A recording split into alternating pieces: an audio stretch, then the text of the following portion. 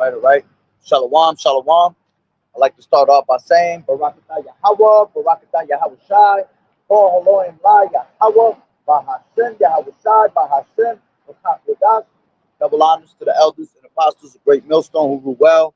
Blessings and salutations to the hopeful elect that's scattered abroad, the Akim and the Aqua that's listening in. Yahweh Ratazah, Lord willing, that the lesson is edifying. The brother Shuab Amawan back at you with another lesson. And as always, we come out week in and week out to prophesy the downfall of America, which is also known as Babylon the Great, all right, to prophesy the downfall of the so-called white man, which is the devil that the Bible speaks of, all right, and salvation is preached unto you so-called Negroes, Latinos, and Native American Indians, which are the true Hebrew Israelites that the Bible speak of, all right, and it is now high time to awake out of sleep, for our salvation is nearer than we believe, okay, and as always, we say, you know, it's beautiful times that we're living in, all right, because of the things that are happening upon the earth, all right, which is all prophecy, okay? We're in the time and in the spirit of prophecy on a daily basis, man. And that's why you see this place, Babylon the Great, being destroyed little by little, all right, because you have this so-called white man's queendom, all right, it's so damn polluted and wicked that the Lord pretty much had enough of it, man, all right? And what he's doing is he is slowly bringing down and exposing Esau, man, as the scriptures tell you in Jeremiah 49. All right, let's grab that. This is Jeremiah 49.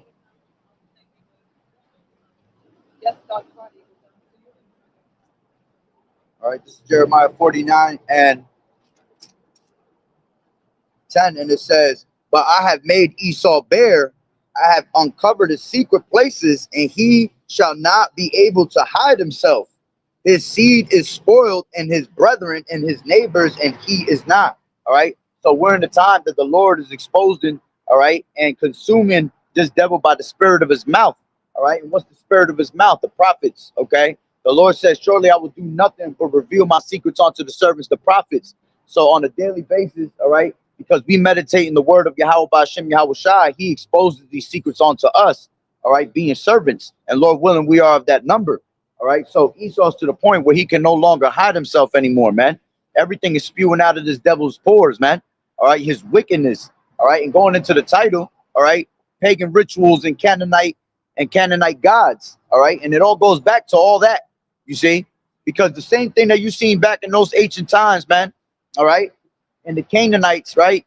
They had a lot of Canaanite gods. They had multiple gods. All right. It's the same thing that you see here today in America. All right. All types of different weirdo gods. All right. All different types of ritual and demonic, pagan and rituals.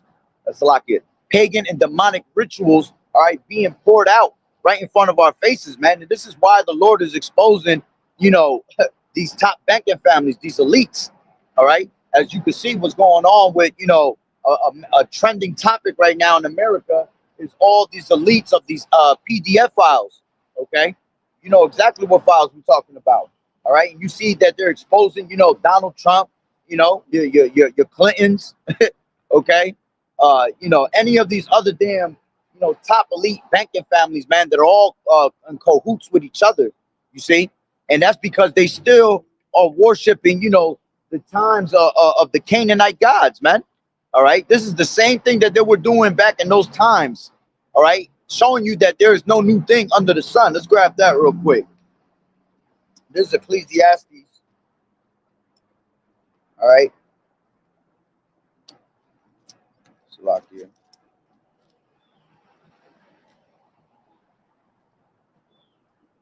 This is Ecclesiastes 1 and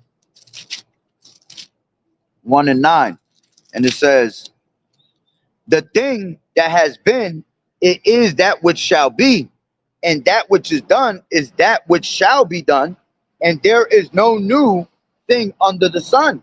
Is there anything whereof it may be said, see, this is new? It has been already of old time, which was before us." You see?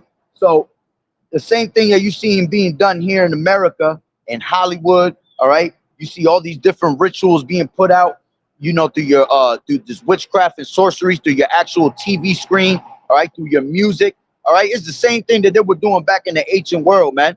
All right, just in different forms, you see, different times, different eras, all right, but the gods remain the same, you see. Those gods have never changed. Maybe the names have changed, all right, but within time, all right, we come to realize that it's the same thing always being done over and over and over again. That's why the scriptures repeat themselves over and over again, all right, telling you the same exact thing because our people are what? They're ignorant, they're stiff-necked, they're stiff-hearted, okay? They're hard-headed to the point where you got to tell them over and over again. And the same thing that they were doing back in the ancient time, you know, resisting the Holy Spirit, they're resisting it today, okay? But now it is worse than it's ever been, all right? This is why it tells you in 2nd Ezra, all right, 15, and this is 6. For wickedness has exceedingly polluted the whole earth. You see, exceedingly, like way and beyond, okay? Worse than it's ever been, all right? The Lord said that it would be better for Sodom and Gomorrah back in those times, man, than the times of today. You see, and those times were actually more. It was hella wicked in the times of Sodom and Gomorrah. Okay, and which that goes back to these different Canaanite gods and all that, right? They were all worshiping all types of. What did they worship? They worshiped Molech. All right, they worshiped Ishtar. They worshiped Baal. All right, are these not the same gods that these devils are worshiping today? Okay, through your music, you know, through your TV screen, you know, especially the music, man. The music industry is one of the biggest, most demonic, you know, the most demonic thing that they use today because it's spiritual that our people love actual music, man. Because we were people of music, you see, we were constantly singing onto Yahweh Ba'Shem Yahweh Shai. All right, but now we no longer do these things, man. They actually do it in wickedness.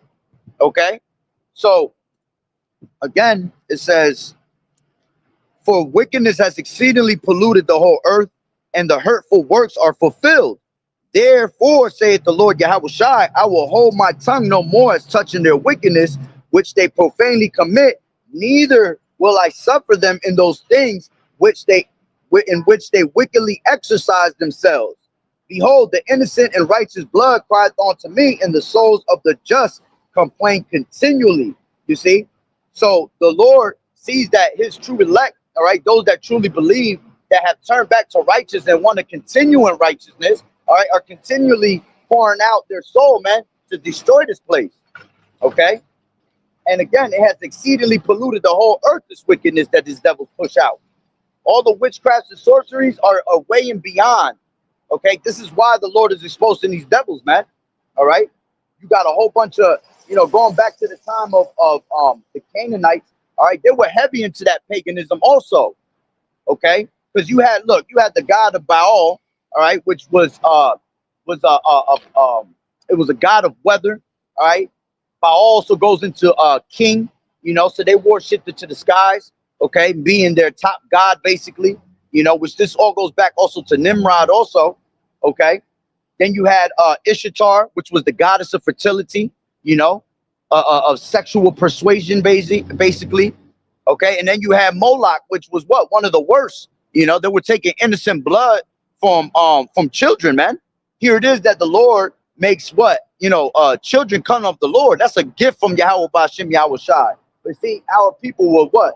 They will go out and worship, all right, Moloch, and then give that precious gift that Yahweh Ba'Shem Yahweh Shai created, and he will give them, they will give them right back to Moloch, all right, setting their seeds in the fire. Okay, and best believe these things are still going on in Hollywood. All right, still going on with all your favorite celebrities that are music artists. Okay, every single one of these damn celebrities that you see today, okay, they all do some ritual, satanic rituals, man, paganistic rituals in front of your faces, man. And you guys still think that these people are cute, you know? You think the women are cute, you think that the men are handsome, okay? When in all reality, behind closed doors, they're doing the most defiled, the most filthy, abominated things right before the sight of the Lord, man. And they all have sold out for $1. You know, they have sold out for $1 bill. Okay, and the scriptures tell you that in Mark. Let's grab that real quick. You know, this is Mark 8. All right, and before I go into that, right, something to share, you know, because when you go into all these gods, right? You know, basically what they were all created for was a spiritual destruction, man. Okay? Because as opposed to Yahweh, all right, Yahweh was one that brought you what? Holiness, just, okay, pureness, faithfulness. He showed you mercy, right?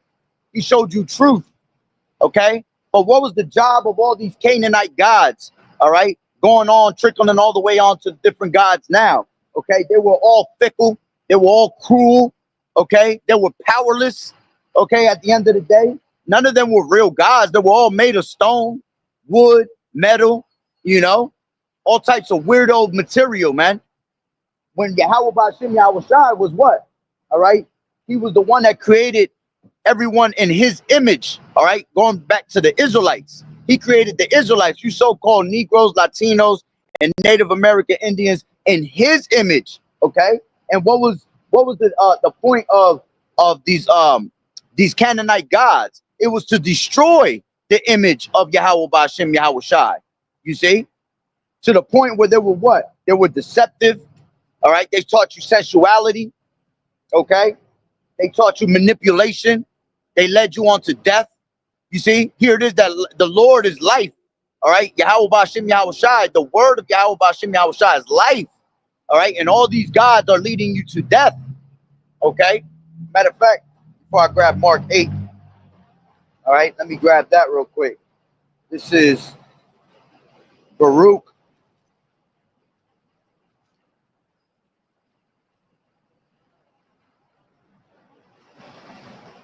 One second.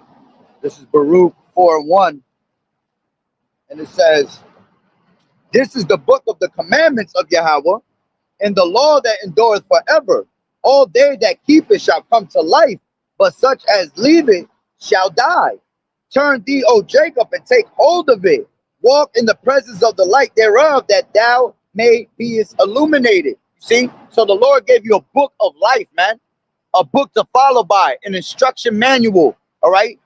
To be able to build yourself in the righteous manner, okay? And all these different gods have done what? They have destroyed you. And this is why the Lord, little by little, has destroyed every single one of our people. Okay, when you go into 4 and 6, it says, ye were sold unto the nations, not for your destruction, but because you moved Yahweh to wrath, you were delivered unto the enemies, for ye provoked him that made you by sacrificing unto devils and not to Yahweh. You have forgotten the everlasting power that brought you up and have grieved Jerusalem that nursed you. Okay, so you know this is why we've always fell into these different enemies' hands, man. Okay, and this is why you're still falling to this day into these different enemies' hands. Okay, because our people love to sacrifice onto devils rather than to Yahweh Bashim Yahweh Shai. What's going on, boss? All right, this is going back to Mark. Okay, Mark 8, I believe it's 36.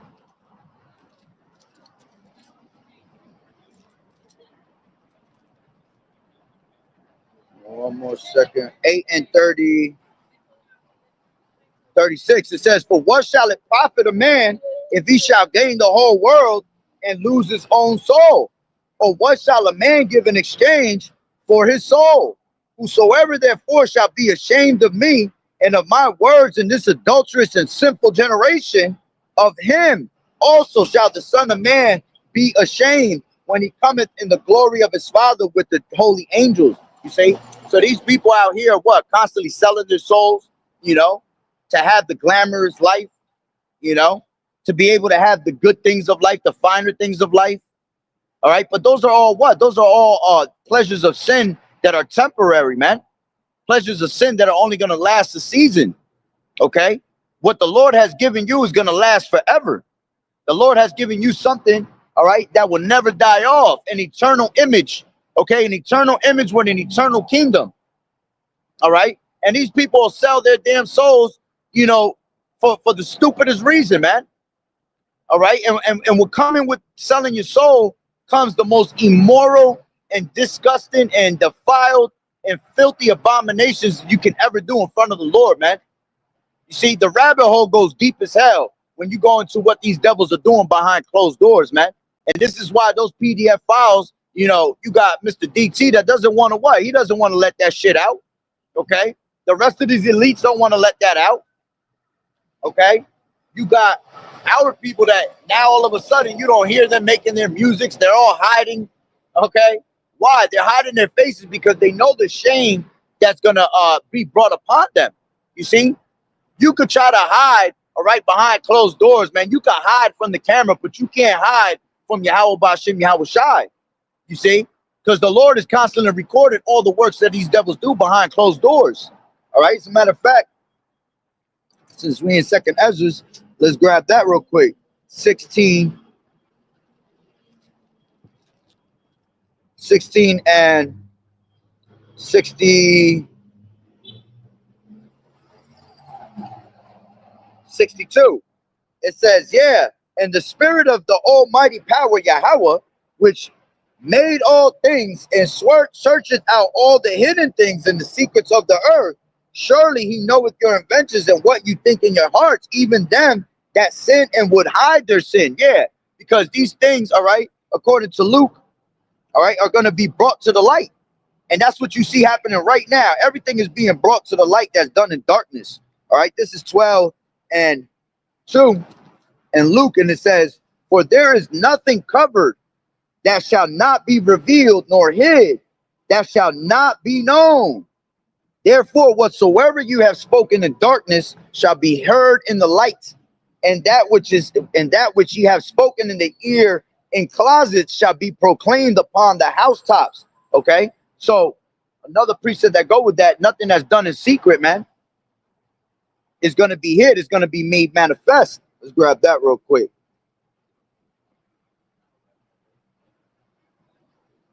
For the things that are done in secret shall be made manifest, KJV. All right, this is Luke 8 and 17. It says, for nothing is secret. Okay, nothing is secret because Yahweh Bashim Yahweh Shai knows all things, right? It says, for nothing is secret that shall not be made manifest, neither anything hid that shall not be known and come abroad. Okay, so again, whatever you're doing in the dark, man, is going to be brought out to the light at one point. All right, whether it be through the prophets, okay, whether it be Yahweh Bashim Yahweh Shai revealing us those secrets, okay, or whether it be, you know, the angels when it comes to the time of being judged. All right, going back to what? Second Ezra 16 and 64. Therefore has the Lord Yahweh Shai exactly searched out all your works, and he will put you all to shame. And when your sins are brought forth, ye shall be ashamed before men, and your own sins shall be your accusers in that day. All right, and that's why you see a lot of these devils, they're trying to hide themselves right now, man. You see, because with all these files that are being brought out, okay, with all the tongues falling upon themselves, as the scriptures say, you know, that even Esau, Edom, his own tongue shall fall upon him. Okay, along with the rest of these nations, because remember, these nations are all in cahoots with each other, man. Okay, they all conspired together against the nation of Israel to take them out of the name of remembrance. All right, so you know everything is coming to the light because the light is shining upon the darkness. See, this is a place of darkness. This world is a place of darkness, a shadow of darkness. All right, and the only thing that shines in this place is Yahweh Shai. All right, and that's going to be through the light of the prophets. Okay, so we're the ones that exposing these devils. Believe it or not, when you see people saying the same thing that we have said for years, it's because they're constantly watching us, man. You see, now people are starting to watch the true Hebrew Israelites. All right, we're the main topic every day. All right, because this is why you have these devils trying to knock off the internet. You know, come out with all these harsh laws, draconian laws. You know, people that are preaching the word. You know, you're deemed as a domestic terrorist, basically. Okay, they're coming out with all these laws to basically imprison us for speaking against the government. You know, they want to bring all these different systems, you know, your social credit score system, you know, to demonize, you know, free speech, freedom of speech on the internet. You know, why? Because everything that we're saying is the truth. People tell the truth and it hurts. Come on, we tell the truth and it hurts these people, man. All right. And they thought that they were going to be able to hide their sins forever, man. Matter of fact, it tells you that in Psalms. Let me grab that real quick. This is Psalm 64.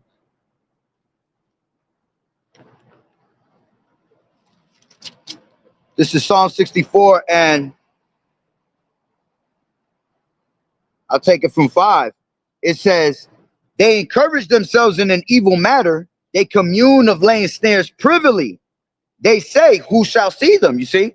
All right. Whether it be the snares, whether it be their wickedness. All right. They think that the Lord is not watching. They think that the Lord has forgotten the things that they have done. All right. But the Lord hasn't forgotten anything, man. The Lord is just allowing them to accumulate their sins. So when that time comes to be judged, all right, there's no excuse. There's no turning back from that judgment. You see? Let's go back to 2nd Ezra 16 and 65. And when your sins are brought forth, ye shall be ashamed before men, and your own sins shall be your accusers in that day. What will you do, or how will you hide your sins before Yahweh and his angels? Behold, Yahweh himself is the judge. Fear him, leave all from your sins, and forget your iniquities, to meddle no more with them forever. So shall Yahweh lead you forth and deliver you from all trouble. Okay? From all trouble at the end of the day. If you can turn back to the Lord. See, the Lord is a gracious power, man. The Lord is long suffering.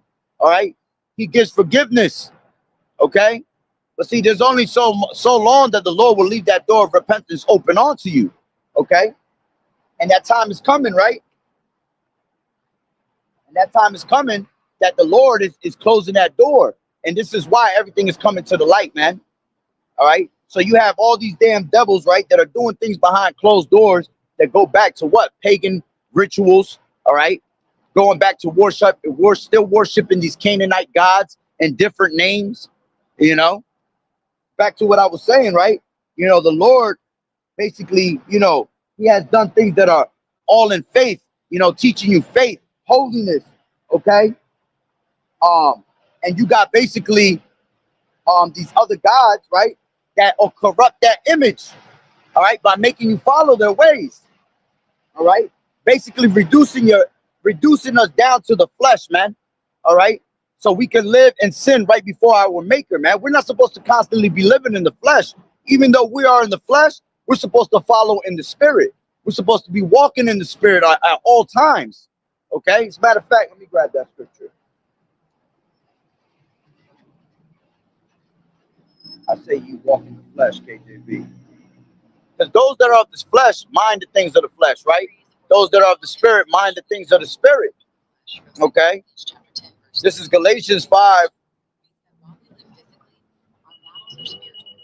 This is Galatians 5:16, and it says, this I say then, walk in the spirit, and ye shall not fulfill the lust of the flesh.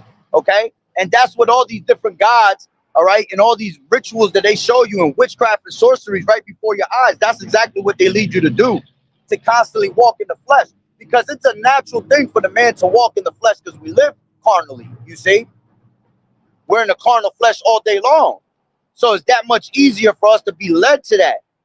See, but it's hard to do the right thing. It's hard to live in the spirit. Okay, if it was that easy, everybody would be doing it, man, and we'd be good. Everything be peaches and cream out here, man. We wouldn't have the Lord constantly reminding us through the prophets, through the scriptures, you know, to do the right thing, because we'd all be doing it. But it's already, you know, predestinated, all right, for us to definitely walk in the flesh. The creature was subject to vanity. Okay, it says, for the flesh lusteth against the spirit, and the spirit against the flesh. And these are contrary the one to the other, so that ye cannot do the things that you would. You see? So we want to be living in the righteous manner, man, but because the creature is subject to vanity, all right? The spirit is always is always at war with the flesh, man. All right? And this is why the Lord gave you a manual, you know, the book of life, for you to elude from those things, man. So you don't have to follow after those ways. Okay? So again, you know, the Lord is what? He has taught you to be in the image that he has given you. He has given you his image. All right? But these gods of the Canaanites, all right, these pagan rituals, all right, they cause you to what? To corrupt that image, all right, and basically, you know, reducing yourself down to the flesh to the point where you instead of being spiritual, all right, you're feeding on pleasure. All right, it's not everything that you look around you about pleasure, man. Okay, even down to to your foods, man. All right, everything around you is about a pleasure. And the Lord taught us not to live in pleasure. Why? Because this is not our rest. The Lord said, arise and depart, Micah 2:10, arise and depart, for this is not your rest. You see, it would sorely destroy you. It will destroy you with a sword destruction. You see? So if he's telling you that's because every single thing around you, all right, is made to destroy your image that he has given you. Okay? You go to these damn stores, you thinking that you fulfilling yourself, you fulfilling your stomach with pleasure of food, but when you come to find out, you eating some abominated ass food. You out there eating pork, you know, sucking on your finger like, oh damn, that shit was good. But the Lord done gave you laws in the Levitical laws, right? 11th chapter of Leviticus to basically follow, all right? Because all those things were bad onto our bodies, man. You know, they'll go over there and they'll give you a whole bucket of shrimp, a whole bucket of lobster, you know, and those are all abominated foods, man. Why you think these people in America look the way they look, man? Why the hell you think these people got so much weight and they live in obesity all damn day, man? Okay, why you think their skin looks the way it looks? You know, why you think it look like in their eyes? Because the soul, the eyes is the window to your soul, man. Why you think when you look into their eyes, man, they look like they got 1,000 fucking demons on them, man? Because of the pleasures of this world, man. All right. You know, so going back to these gods, right? You know, the Lord gave you faith, man. The Lord gave you holiness. That's what he asked of you. Okay. But when you go to worship something like Baal, he demanded from you sexual persuasion, man. He's asking to you for you to be sexually immoral towards Yahweh Bashim Yahweh Shai. All right. And that's what a lot of these actors and these rappers, that's one of the main things that they're into, man. All right. Behind closed doors, they're all being straight fagonometry, bro. Every single one.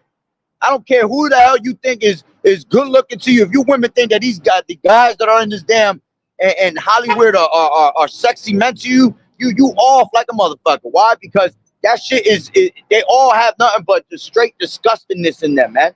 Filth.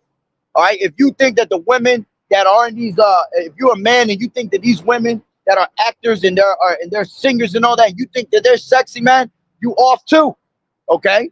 Because every single one of them is just disgusting witches, man. And the scriptures say, I suffer not a witch to live. All right. See, when they first come into the game, right, they all look good. You know, you're like, damn, this is a new one. Yo, she looking fly, you know, but it'll be only a matter of time before Esau destroys her image and has her doing some shit or having him do some shit that's immoral, you know. 2 years down the line, a year down the line, they doing a whole bunch of, you know, what do you call them? Rituals that they make themselves look low. All right, they be doing some weirdo shit. You know, you have the one one of these guys just did that shit. Kai Sanat, right? He's a whole YouTuber, right? A multi-million-dollar YouTuber off of dumb shit. iSpeed, right? These are your newest people, your newest idols. See, they done put them in the bag already and made them do some wicked ass shit. You know, dressing up like women. You know, they don't have to bend over for the white man. All right, for them to continue to get all these different dollars. You know, all these different pleasures of the world. They got the nicest houses. They tell you that they're going on the best vacations of their life. Okay, but do you know what they had to do to get there? You see, you got the Lord teaches you what? The Lord teaches you repentance, right? Here it is that these devils, right? Such as Moloch, the gods that they worship, Moloch, right? They'll end up taking innocent blood. You see, here it is that you're taught repentance from Yahweh Bashim Yahweh Shai, but their gods teaching you to give up innocent blood. So behind closed doors, they have to sacrifice somebody that's in their families, man. That's why you'll see their mothers die. You know, you'll see some of these devils give up their own children, man. You know, set up their own children for destruction just for so they could live forever. Yeah, not live forever, so they could party forever. All right. You got what's one of them right now? You got Wallow and Gilly. Okay, them devils don't sacrifice their kids, man. Gilly did a not too long ago, it was about a year and a half ago, 2 years ago. All right, he is where he is today with a multi-million dollar show, right? And he's all over the damn web, right? With his big Eagles hat on, his nice little car, you know, making his little dances all over the place. But he had to give up his, he had to sacrifice his son for that. You see? Same thing with Wallow. That nigga was locked up for a whole bunch of years, man. You think while he was locked up, he wasn't doing a whole bunch of homo ass things behind closed doors? Absolutely, man. That's why when he came out, all right, he didn't have no problem bending over for the white man. You see, to receive the things that they have now. All right. Every single one of these damn stars, all right, every single one of these celebrities, man, behind closed doors, they are smashing babies, okay? They are killing babies. They are drinking blood, making sacrificial blood feasts, you know, drinking adrenochrome on a daily basis. Why you think they encourage our women to basically, you know, to abort their children, man? Because all that shit goes back to you already know what side of the country, all right? Going back to Israel, man. Going back to these small hatters so they could go and do their little pagan ass rituals and their little blood sacrifices in their places, man. You see? You know, the Lord basically taught you to what? He taught you to the Lord was here to protect our families, man.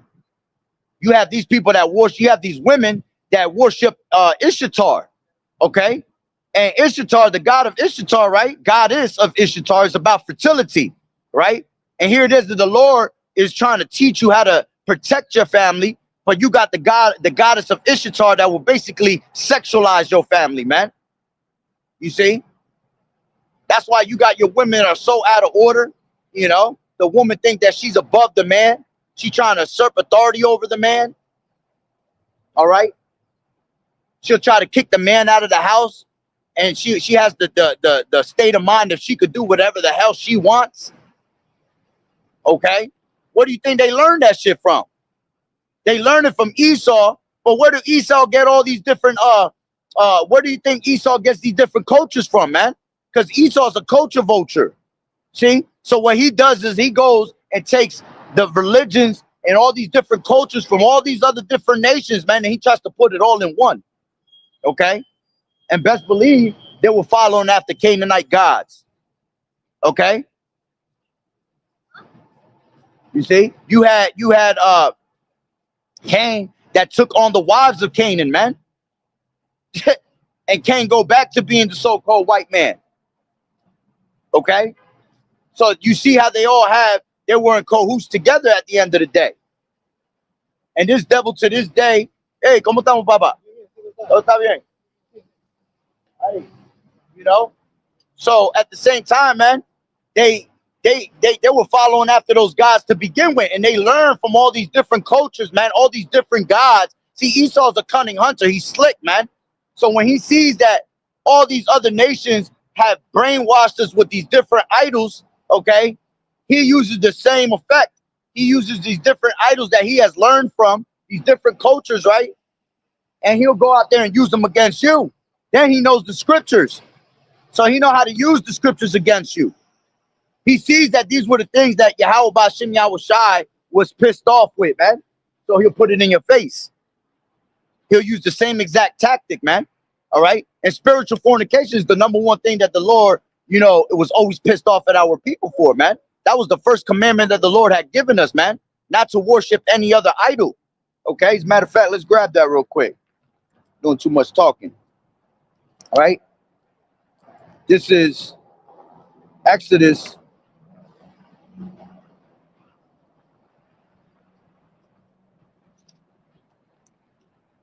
This is Exodus 20 and 3. And it says, thou shalt have no other gods before me.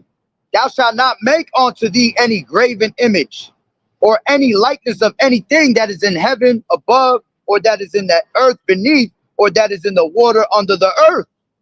Thou shalt not bow down thyself to them, nor serve them. For I, the Lord Yahweh, thy power, am a jealous power, visiting the iniquities of the fathers upon the children unto the third and fourth generation of them that hate me, and showing mercy unto thousands of them that love me and keep my commandments. You see? So the Lord told you, all right, not to follow after those gods, man, not to create any image. Okay? The Lord told you not to even make mention of them, man. All right? I believe that's in 22.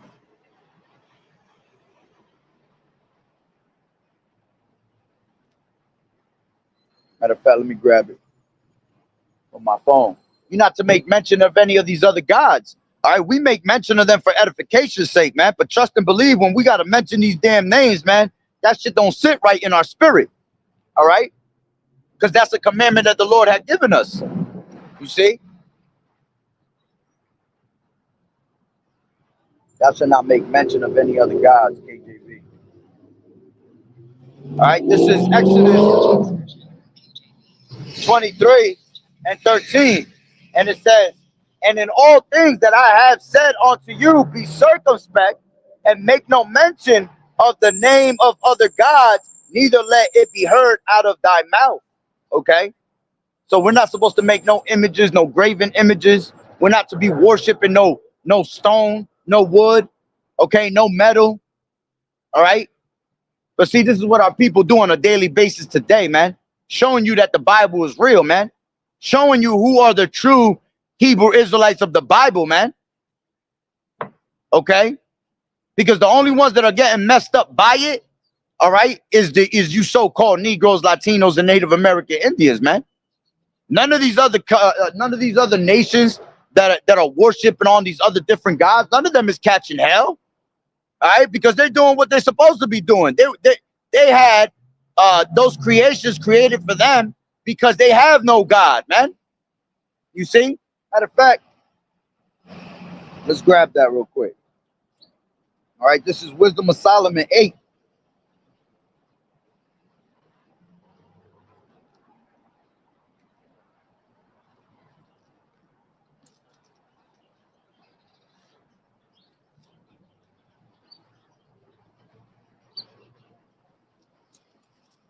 This is Wisdom of Solomon 8.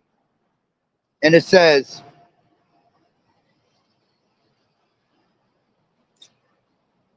give me 1 second, hold on.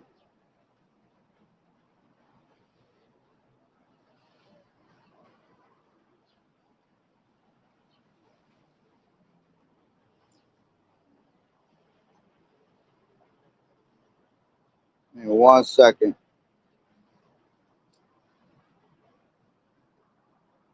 Might not even be 8. Might be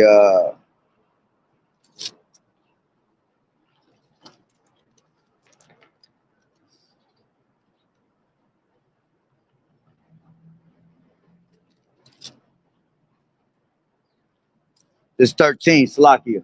It's 13. It says, surely vain are all men by nature who are ignorant of Yahweh and cannot out of the good things that are seen known that is. Neither by considering the works did they acknowledge the work master. You see, they didn't acknowledge the work master of these things, man. The creator of all things. All right. Remember, the Lord said, I form the light and create darkness. I make peace and make evil, man. So the Lord created these things, man. All right. Let's grab that real quick. I form the light and create darkness. KJV. This is Isaiah 45 and 7. And it says, I form the light and create darkness. I make peace and create evil. I, the Lord Yahweh, do all these things. You see? So the Lord is what created, all right, all these different idols, man, for these other nations, because they have no God. There is no salvation for them. There is no repentance. You see? When we go to the kingdom, they still gonna be worshiping on their bullshit God. Well, actually not. They're gonna actually fall into line and they're gonna be worshiping Yahweh Shai. Salaki on that. All right? They're gonna worship Yahweh Shai, man. They're gonna have to follow the law, statutes, and commandments. Okay, and when they come out of line, all right, the Lord going, put the spirit on us to do what we do. Okay. But see, while they're here, all right, they have no God, they have no power. So that's why the Lord allowed them, all right, to have these different idols. All right. As a matter of fact, to go with that, Wisdom of Solomon, the 12th chapter.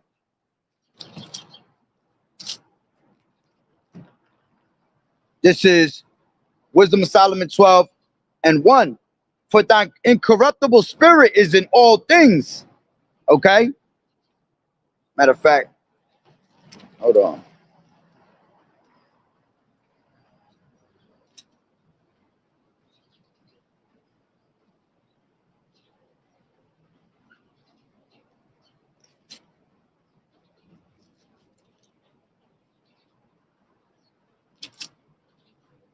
Grab something real quick. Salakia.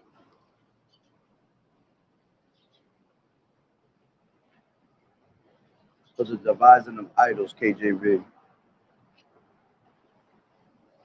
It's 14.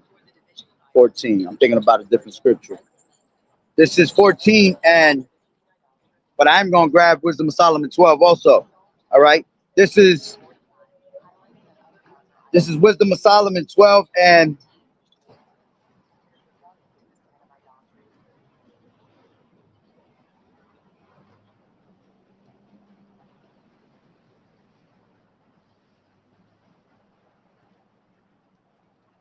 well, let's take that from the top. All right. It says again, one preparing himself to sail and about to pass through the raging waves, called upon a piece of wood more rotten than the vessel that carrieth him. For verily desire of gain devised that, and the workman built it by his skill. But thy providence, O Father, governeth it. For thou hast made a way in the sea and a safe path in the waves, showing that thou canst save from all danger. Yeah, though a man went to sea without art, it says, nevertheless, thou wouldest not that the works of thy wisdom shall be idle. And therefore do men commit their lives to a small piece of wood, and passing through the rough sea in a weak vessel are saved. For in the old time also, when the proud giants perished, the hope of the world governed by the hand escaped in a weak vessel, and left to all ages a seed of generation. For blessed is the wood whereby righteousness cometh, but that which is made with hands is cursed, as well as he that made it. He, because he made it, and it, because being corruptible, it was called God. For the ungodly and his ungodliness are both alike hateful unto Yahweh. For that which is made shall be punished together with them that made it. Therefore, even upon the idols of the Gentiles shall there be a visitation, because in the creature of Yahweh they are become an abomination and stumbling blocks to the souls of men, and snare to the feet of the unwise, man. You see? So these things have become stumbling blocks onto our people at the end of the day, man. All these different types of gods, all right? All right, all these different types of material gods that cannot speak, that are dumb, all right, that are deaf, they're blind. They stand in one spot, man, and they do nothing. And you look stupid as hell sitting in a damn church, man, praising this damn thing, man, or having a shrine to them in your damn home. All right. Again, the Lord, all right, has made promises, man. The Lord has actually manifested himself. What the hell has these idols done for you? Nothing. You see? It says, for the dividing, Salakia, it says, for the devising of idols was the beginning of spiritual fornication, and the intervention of, Salakia, in the invention of them, the corruption of life. Okay? You see? Going all the way back, man, to when we started worshiping these different idols, man. It was already the corruption of our life. It was made for our destruction.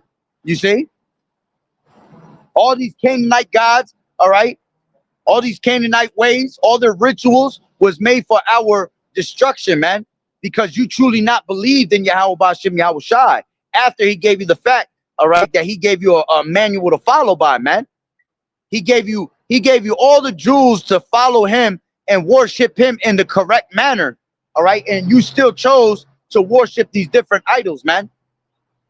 You see, look, when the law, statutes, and commandments were being written, right? When you had Moses on Mount Sinai, man, what was our people doing out there, man? Down at the bottom of the mountain, man. They were out there making worshiping idols, man. Giving up their gold, giving up their earrings to create a calf, man, a cow, all right, of gold. You see? And what did Moses have to do? Moses had to basically ask the Lord to repent from it, man, because he was about to destroy them. You see? But see, in this time, we ain't asking the Lord to repent, man. We want the Lord to take y'all each and one of y'all out the way for a reason, man. Because you didn't get it back then. You didn't get it, throughout the different reincarnations you were in, and you still don't get it to this day. You know? So it's very well needed that you be taken out of the way. You have to you have to go through death and pain, man, and be retaught, all right, coming out of the loins of the elect. You see, having the inward, the law, statutes, and commandments in our inward parts. You see?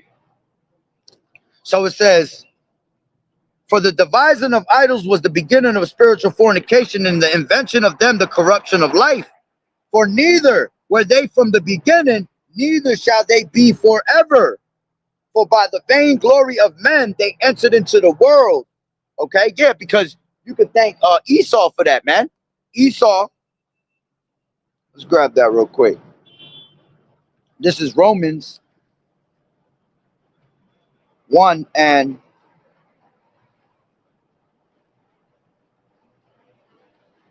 this is 1 and 23, right? Take it from 21.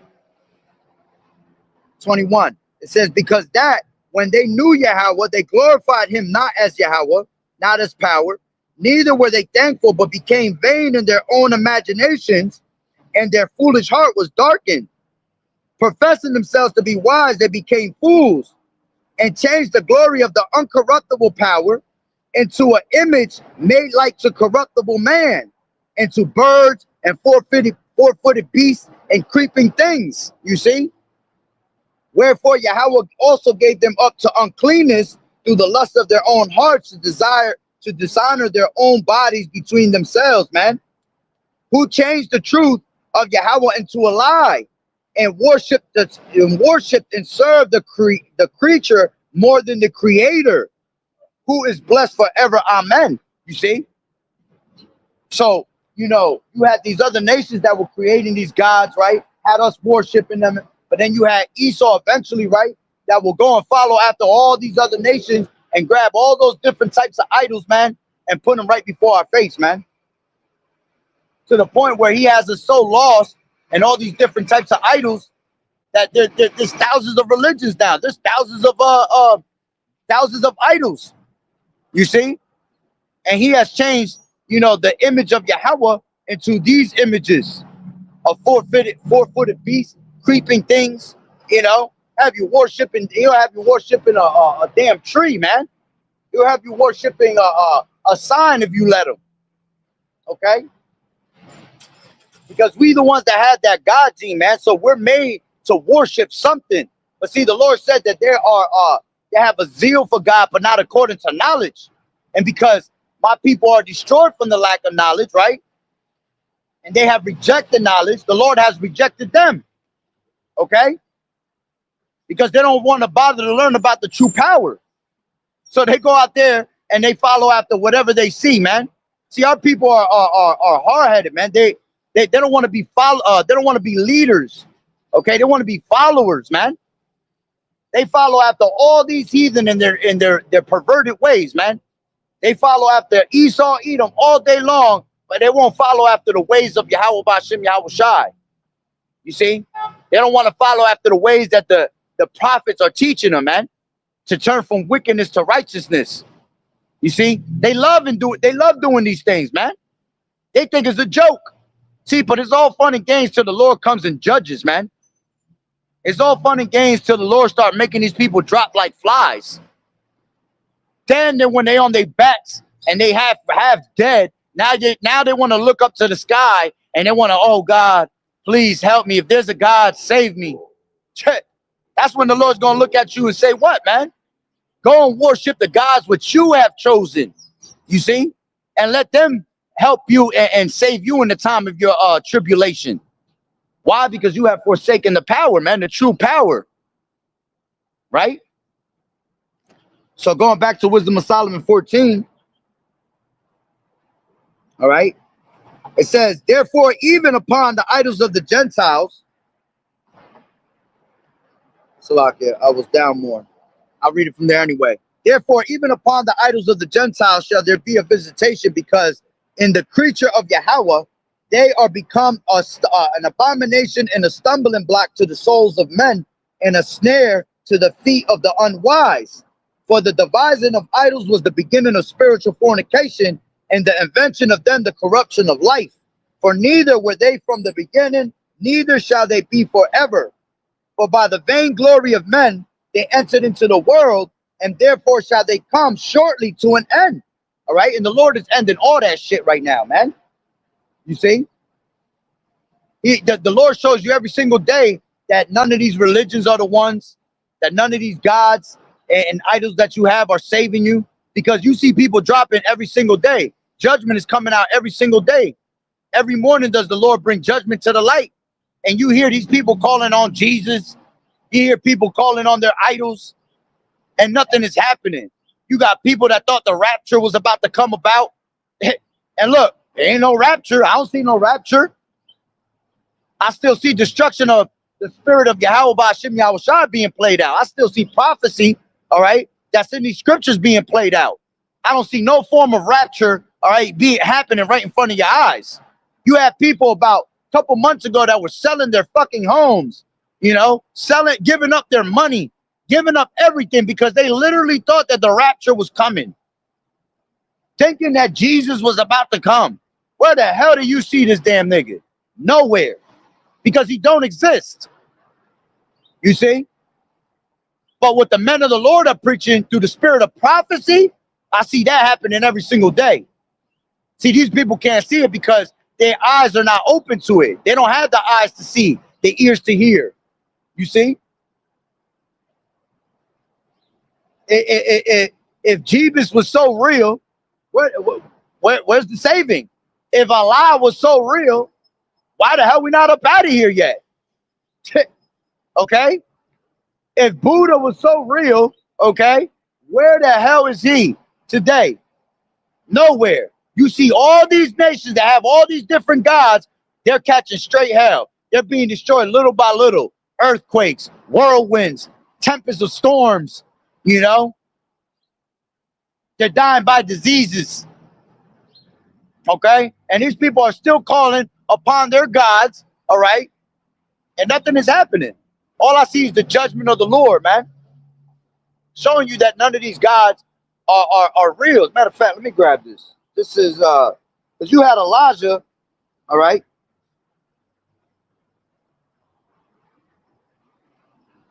This is 1 Kings 18.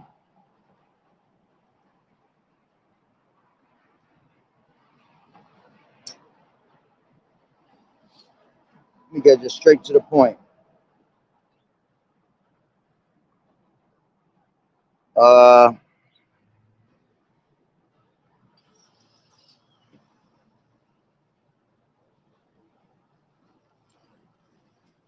Give me 1 second. Let me just see where I want to start from.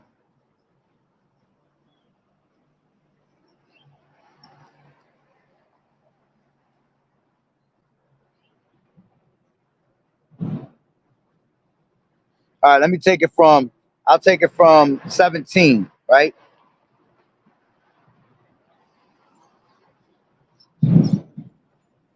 14. And now thou sayest, go tell thy Lord, behold, Elijah is here, and he shall slay me. And Elijah said, as the Lord of hosts liveth, before whom I stand, I will surely show myself unto him today.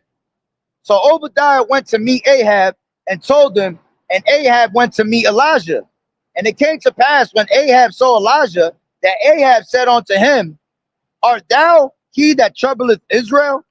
And he answered, I have not troubled Israel, but thou and thy father's house, and that ye have forsaken the commandments of Yahweh, and thou hast followed Balaam. Okay, going into Baal, right?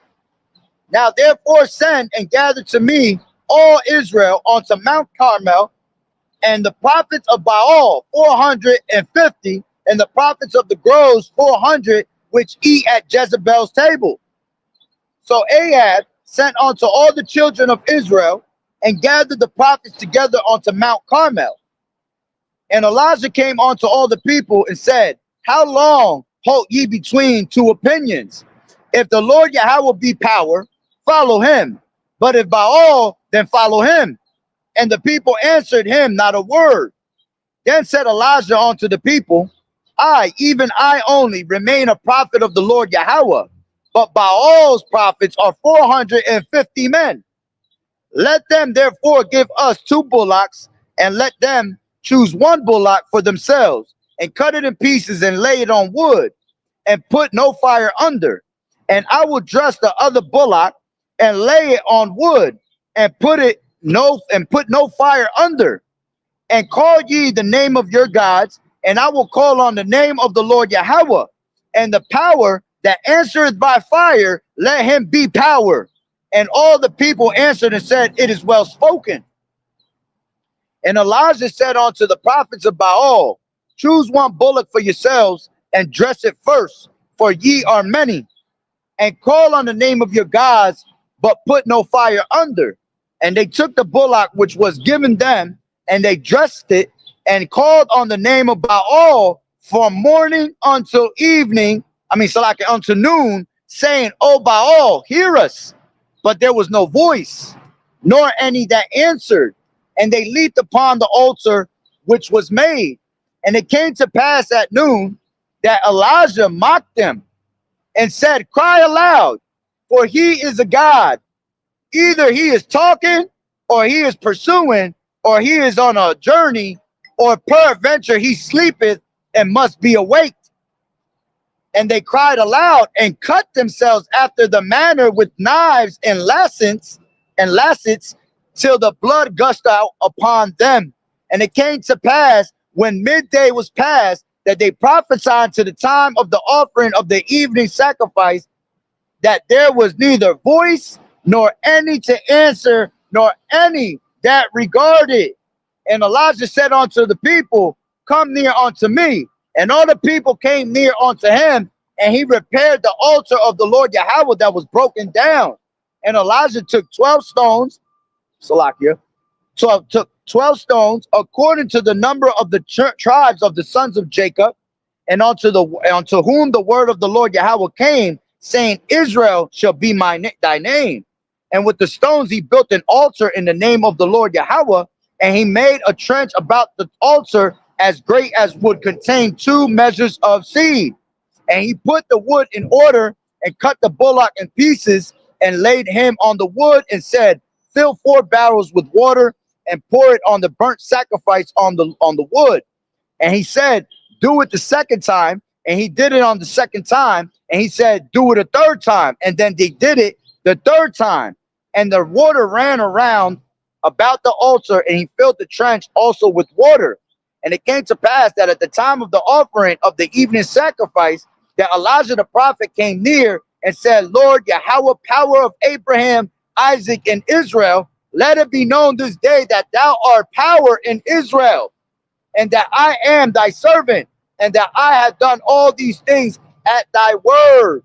Hear me, O Yahweh, hear me, that this people may know that thou art the power, Yahweh, and that thou hast turned their hearts back again. Then the fire of the Lord fell and consumed the burnt sacrifice, and the wood, and the stones, and the dust, and it licked up the water, that was in the trench. And when all the people saw it, they fell on their faces and they said, the Lord Yahweh, he is the power. The Lord Yahweh, he is the power. You see? So showing you that none of them damn idols that they were worshiping, all right, were real, man. He started mocking their power, man. You know what's funny as hell is like I done cursed, man. I done cursed a couple of these Christians out with their little nonsense, man. All right, and the funniest thing is when I tell them, you know, pretty much F Jesus. Ain't nobody care about that shit. All right, and they're like, oh my God, oh my God, he's gonna destroy you. Watch, watch, nigga. I'm still here. I'm still here standing. You know, I done said that shit to a whole bunch of them already, man. You know, and you know, we ain't got to get out of character like that, but some of these people just be so stupid and so dumbfounded into their own little warped minds, man, that you got to talk to them like that to show them that shit don't exist, man. It's such a stronghold upon those people, man. You see? Matter of fact, let's grab another one. They're giving me the thought of you got to go into Bel the Dragon, right? Bel and the Dragon. That's a short chapter. I'll read that chapter real quick. This is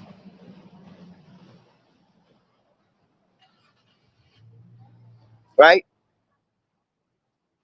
So this is. It says, and the king of Tigers, right, was gathered to his fathers, and Cyrus of Persia received his kingdom. And it says, and Daniel conversed with the king and was honored above all his friends. Now the Babylons had an idol called Bel, and there were spent unto him every day 12 great measures of fine flour and 40 sheep, and 6 vessels of wine. And the king worshipped it and went daily to adore it, but Daniel worshipped his own power.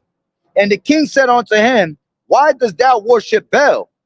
Who answered and said, because I may not worship idols, right? Oh, Salaki, hold on. It says, who answered and said, because I may not worship idols made with hands, but the living power, who has created the heaven and earth and has sovereignty over all flesh. Then said the king unto him, thinkest thou not that Bel is a living God? Seest thou not how much he eateth and drinketh every day? Then Daniel smiled and said, O king, be not deceived, for this is but clay within and brass without, and did not eat or drink anything. So the king was wroth and called his priests and said unto them, if ye tell me not who this is that devoureth these expenses, ye shall die. But if ye can certify me that Bel devoureth them, then Daniel shall die. For he has spoken blasphemy against Bel. And Daniel said unto the king, let it be according to thy word. Now the priests of Bel were 70, besides their wives and children, and the king went with Daniel into the temple of Bel. So Bel's priest said, lo, we go out, but thou, O king, set on the meat and make ready the wine and shut the door fast and seal it with thine own signet. And tomorrow when thou comest in, if thou findest not that Bel has eaten up all, we will suffer death, or else Daniel that speaketh falsely against us. And they little regarded it, for under the table they had made a privy entrance, whereby they entered in continually and consumed, right?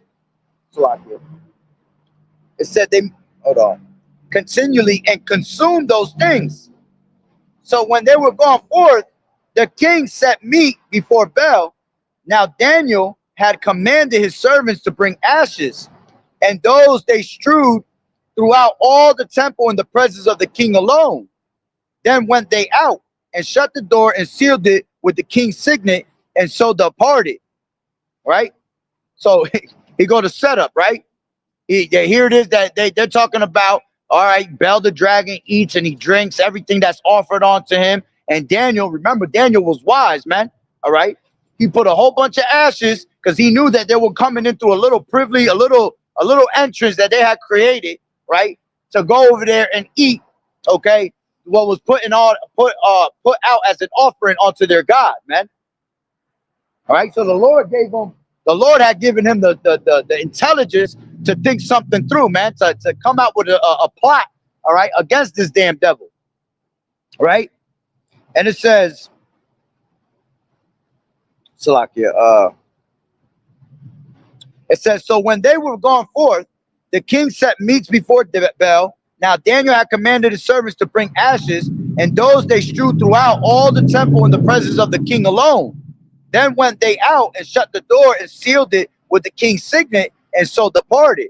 Now in the night came the priests with their wives and children, as they were wont to do, and did eat and drink up all. In the morning betime the king arose, and Daniel with him. And the king said, Daniel, are the seals whole? And he said, yeah, O king, they be whole. And as soon as they had opened the door, the king looked upon the table and cried with a loud voice, great art thou, O Bel, and with thee is no deceit at all. Then laughed Daniel and held the king that he should not go in, and said, behold, now the pavement and mark well whose footsteps are these. And the king said, I see the footsteps of men, women, and children. And then the king was angry and took the priests with their wives and children, who showed him the privy doors where they came in, and consumed such things as were upon the table. Therefore the king slew them and delivered Bel into Daniel's power, who destroyed him in his temple. And in that same place there was a great dragon which they of Babylon worship. And the king said unto Daniel, wilt thou also say that this is of brass? Lo, he liveth, he eateth and drinketh. Thou canst not say that there is no living power. Therefore worship him. Then said Daniel unto the king, I will worship the Lord my power, Yahweh Shai, for he is the living power. But give me leave, O king, and I shall slay this dragon without sword or staff. The king said, I will give thee leave. Then Daniel took pitch and fat and hair, and did seethe them together, and made lumps thereof. This he put in the dragon's mouth, and so that the dragon burst in sunder. And Daniel said, lo, these are the gods ye worship. When they of Babylon heard that, they took great indignation and conspired against the king, saying, the king is become a Jew, and he has destroyed Bel. He has slain the dragon and put the priest to death. So they came to the king and said, deliver us, Daniel, or else we will destroy thee in thine house. Now the king saw that they pressed him sore. Being constrained, he delivered Daniel unto them, who cast him into the lion's den, where he was 6 days. And in the den there were 7 lions. They had given them every day 2 carcasses and 2 sheep, which then were not given to them, to the intent that they might devour Daniel. Now there was in the jury a prophet called Habakkuk, who made pottage and had broken bread in a bowl, and was going into the field for to bring into the reapers. But the angel of the Lord Yahweh Shai said unto Habakkuk, go carry the dinner that thou hast into Babylon unto Daniel, who is in the lion's den. And Habakkuk said, Lord Yahweh Shai, I never saw Babylon, neither do I know where the den is.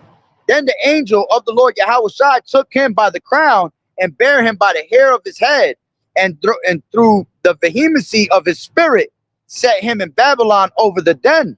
And Habakkuk cried, saying, O Daniel, Daniel, take the dinner which Yahweh has sent thee. And Daniel said, thou hast remembered me, O Yahweh, neither hast thou forsaken them that seek thee and love thee. So Daniel arose and did eat, and the angel of the Lord Yahweh Shai set Habakkuk in his own place again immediately. Man, that show you how the Lord gonna be doing miracles for us in these last days, man. See, that's why we're not gonna worry when we put into you know, into prison, when we're put in, when we don't have food, when we don't have nothing to drink, man, the Lord gonna be doing all types of miracles on a whole nother level, man. This is why everything written aforetime is written for our learning, man. You see? So it says, oh shit. It says, and Daniel said that, Salaka. So Daniel arose and did eat, and the angel of the Lord Yahweh Shai set Habakkuk in his own place again immediately. Upon the seventh day, the king went to bewail Daniel, and when he came to the den, he looked, and behold, Daniel was sitting. Then cried the king with a loud voice, saying, great are Yahweh Shai, power of Daniel, and there is none other beside thee. And he drew him out and cast those that were the cause of his destruction into the den, and they were devoured in a moment before his face, man. You see? So it just goes to show you, man, none of these gods of this world, all right, are real. None of these gods are going to be able to save you and give you salvation, man. The only true power that exists is Yahweh Ba'ashem Yahweh Shai, man. Okay? And he is the creator of all these gods. Okay, of all these different religions for a reason. All right. One, because these other nations don't have no God. All right. Two, because he does it to test those that really are of Israel, so-called Negroes, Latinos, and Native Americans, right? He does it to test to see if they really are about Yahweh Ba'ashem Yahweh Shai, man. See, the Lord has a small remnant that's not going to bow down to the knee, not going to bow their knee down to Baal, man. All right. And that 7,000 goes into a what? It goes into a complete number. The number 7 represents completion. You see? So he only has 1/3, all right, of our people, 33.3% of our people that's really going to truly believe in the spirit. All right. But 66.6% of our people are not going to believe, man. And that's why the Lord said that 2/3 of our people shall be cut off and die in the land, man. You see? And that's what you're starting to see here now, man. All right. Judgment is beginning at the house of Israel. Okay. And once it comes to the house of Israel, it's going to come to the rest of these heathens, man. You see? Because they are nothing but spittle unto the Lord. All right. Them and their gods. Okay. So let's go back to Wisdom of Solomon, the 14th chapter, right? So it goes to verse 12. It says, for the devising of idols was the beginning of spiritual fornication, and the invention of them the corruption of life. For neither were they from the beginning, neither shall they be forever. For by the vainglory of men they entered into the world, and therefore shall they come shortly to an end. For a father afflicted with untimely mourning, when he has made an image of his child, soon taken away, now honored him as a god, which was then a dead man, and delivered to those that were under him ceremonies and sacrifices. And you see that a lot happening today, man. You see a lot of our people, man. You're not supposed to tat no names on your body, of the dead. You got people that when people die, they want to carry the ashes. They want to take the ashes home, put it on a shrine on the top of a fucking cabinet, china cabinet, right? They be praying to it every night like it's a god. What the hell is you praying to, man? First of all, that ain't even ashes of the person that was dead. I'm gonna tell you that from the beginning. You see? Because these morticians and these morgues, right? They be lying, man. They'll tell you that they gave you a bunch of ashes, man. But that shit ain't no ashes of the people that you thought were dead. The people that died. They just gave you a bunch of ashes of whatever the hell they put in there. All they're trying to do is make money off of you, man. You see? So, you got people that really do that. Northern Kingdom is heavy on that, man. All right? When they die, they want to have their ashes, they want to keep a piece of something. And they worship it every day. Oh, he's watching over me in the heavens. I see him in my dreams. I talk to him every day.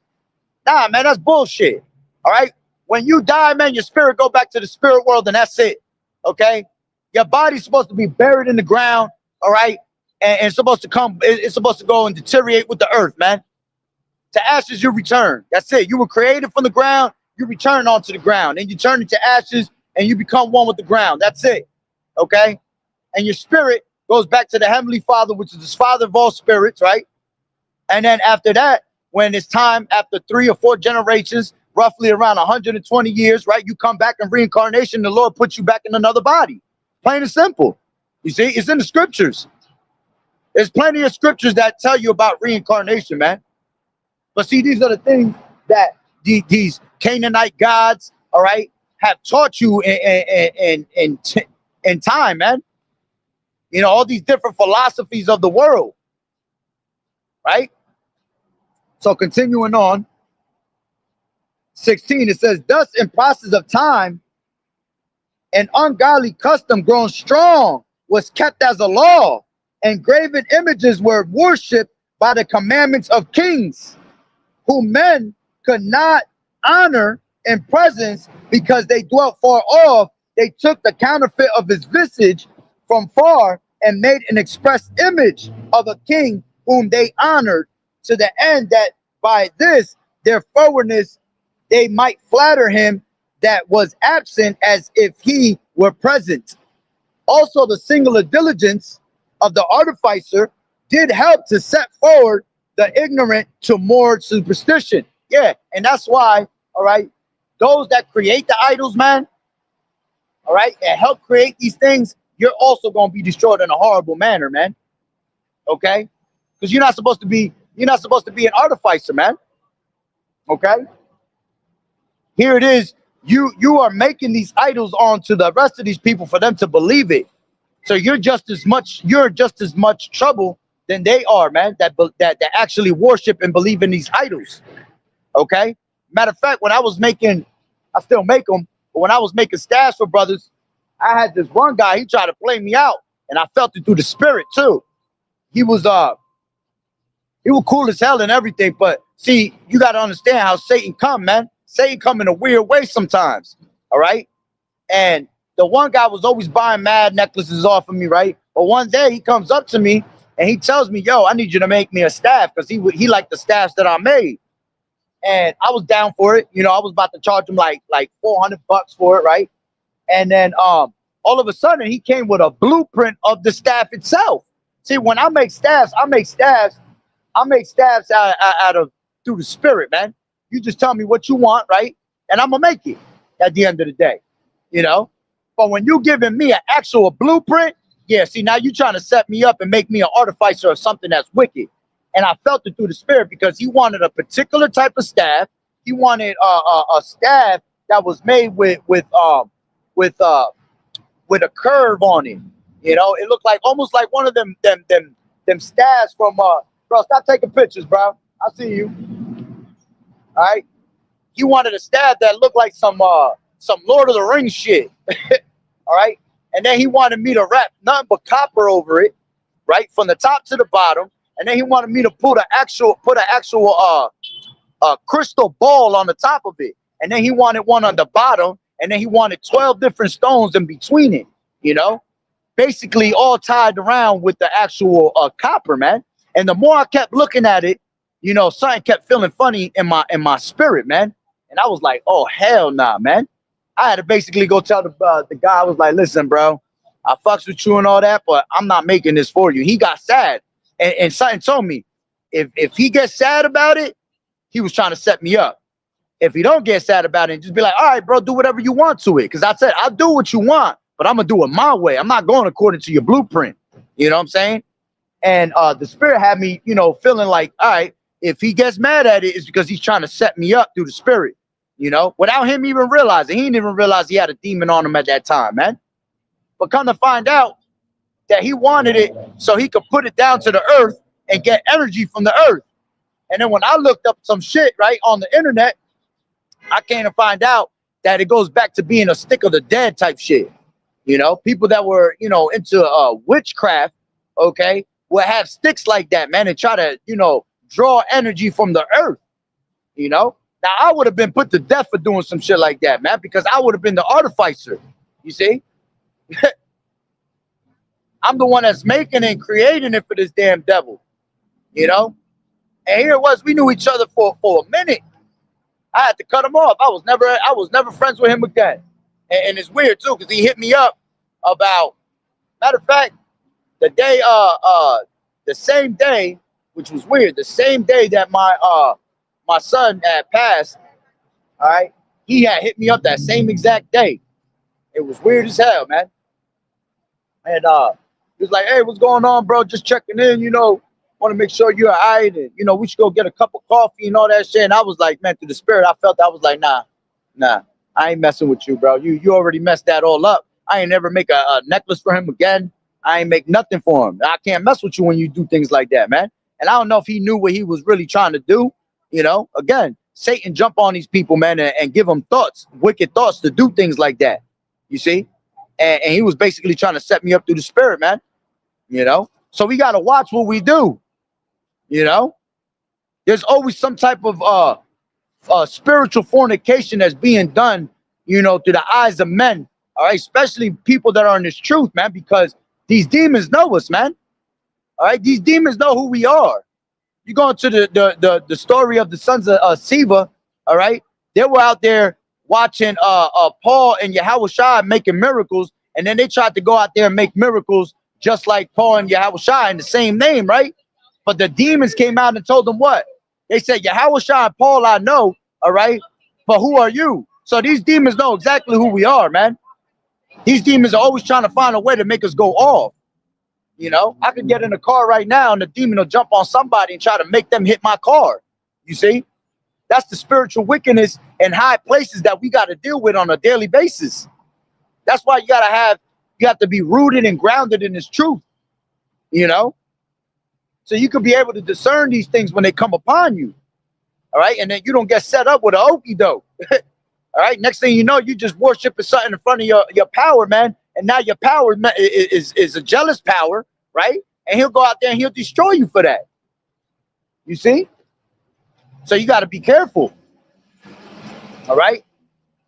So going back to Wisdom of Solomon 14 and what was it?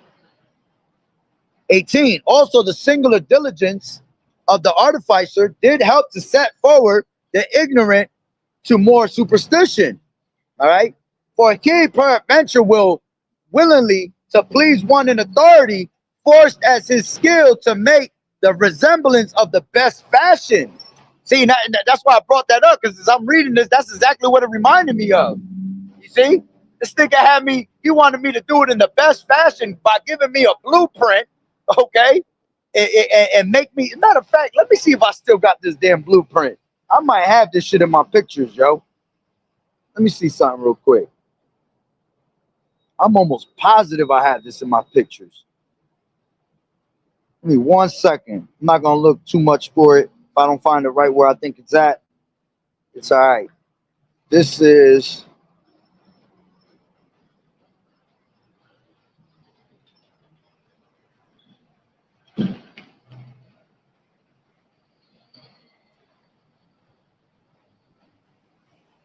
Hold on.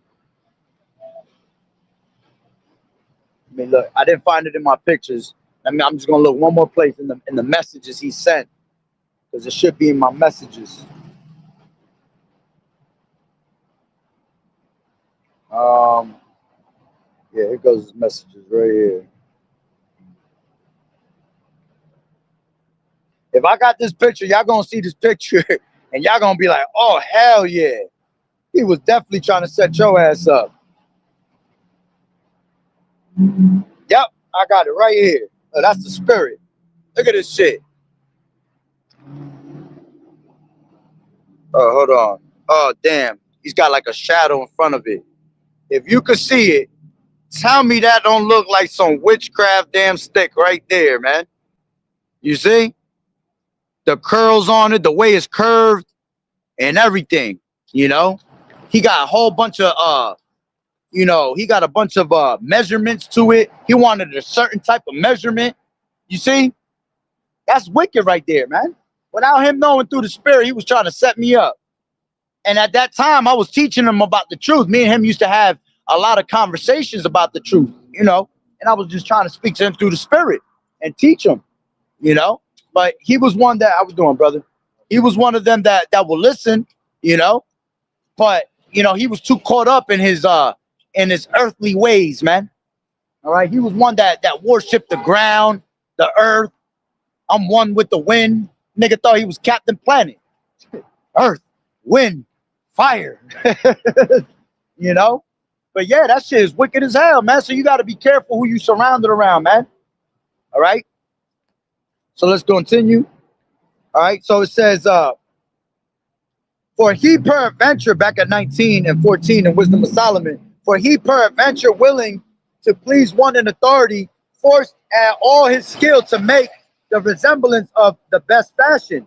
And so the multitude, allured by the grace of the work, took him now for a god, which a little before was but honored as a man. And this was an occasion to deceive the world, for men serving either calamity or tyranny did ascribe unto stones and stocks the incommunicable name. Moreover, this was not enough for them, that they erred in the knowledge of Yahweh, but whereas they lived in the great war of ignorance, those so great plagues called they peace. For whilst they slew their children in sacrifices, or used secret ceremonies, or made revelings of strange rites, they kept neither lives nor marriages any longer undefiled, but either one slew another traitorously or grieved him by adultery. Yeah, and you see that today, man. All right. Going back to what we was talking about, these celebrities, man. That's what these celebrities do on the low, man. All right. They're into heavy paganistic rituals, you know, having secret orgies and shit. You know, they into heavy bestiality. Okay. They out there involved with necromancy, you know, necromancy going into them, you know, smashing dead bodies, man. You know, covered in blood. A perfect example. That's why the Lord judged DMX. DMX was into that. He got that one song, right? And he got that one song in that one album called Flesh of My Flesh and Blood of My Blood, right? One of his lyrics was, he said, what did he say? Damn, let me grab up the lyrics real quick. Oh, he said, I got blood on my hands and there's no remorse. I got blood on my DICK because I fucked the corpse. Come on, man. I'm a nasty nigga. When you look me in my eye, yo, listen, man. They tell you these things right in front of their music, man. All right? That whole album was bugged out. I remember I used to love that album, man. Sitting there singing that shit all day long, you know, thinking he was hard. Meanwhile, he was wicked as hell. That's why the Lord judged him. He came across the truth a couple times, and he kind of knew somewhat. He didn't run into the right brothers, you see, but he ran into the house of Israel, HOI, okay, and he, you know, they kind of told him the name, and what did he do? He went back into the world, man. Twice he ran into them, and they told him to repent, come back to the word of the Lord, right? And he went back into making his music. That's why he was always bugged out. And see, he had a zeal for God, but not according to knowledge, man. You know? But yeah, you had that whole song, man. I can picture why he even came up with them lyrics, man. And it makes sense now because that's what he was doing. Remember, these rappers, when we're rappers, I used to be a rapper in the world thinking I was somebody, right? I would write what I saw around me. You see? So he was writing what he saw around him, but on the high level, man, on the left-hand side, the wicked level. When these people make it to the top of the game, man, they're gonna see things that you're not gonna see on a normal basis down here as a regular person. You see? So he was literally having sex with dead bodies, man. That's wicked as hell. Okay? And that's why his album cover was him in a bathtub, all right, dripped with hella blood on him, man. Because it was a blood sacrifice that he had did. You know? To the point where the Lord bugged him out. Why you think he started smoking crack, man? All them demons. See, all these celebrities, man, every single one of these celebrities, that's why they party hard. That's why they party all day, all night. That's why they got shades on all the time. They put the most, you know, flyers and designer shades on to cover their eyes of their fear that they have inside them. And these people don't sleep, you know. They got a whole bunch of demons on them, all right, that when if they even try to close their eyes and try to sleep, it's a wrap. Them demons gonna come and attack them in their sleep and their dreams. They waking up at 3, 4 o'clock in the morning. They don't even want to go to sleep because they know they're gonna wake up at 3 or 4 o'clock in the morning, man. Which is that's a witch's hour. A lot of witchcraft and sorceries be done around that time. Okay? Especially around this type of time, when it's the winter solstice, you know. The Illuminati got a calendar, man. You got to look it up. All right. There's a whole Illuminati calendar of these elites where every month they do certain type of rituals. You know, right now we're in the middle of the winter solstice, so their rituals are high. Okay. Matter of fact, let me see if I can bring that up. Because we're in the month of December, right? I mean, November going into December. Illuminati bloodline calendar of rituals.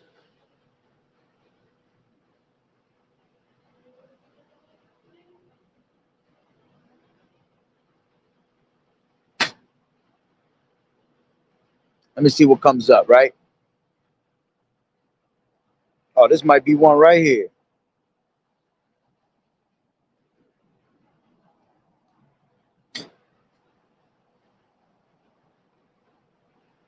Let me see.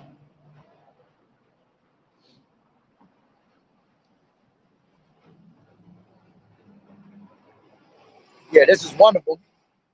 All right, and the birthdays is the most the most highest satanic holy day that they have. Man, I only want to call it a holy day. All right, but their birthdays is the most satanic day. See, that's why you're not supposed to worship any. That's why you're not supposed to have birthdays, man. That's why you're not supposed to celebrate your birthday. You see, because when you celebrate your birthday, you're making a worship to the Queen of Heaven. All right. As a matter of fact, it tells you that in let me grab this.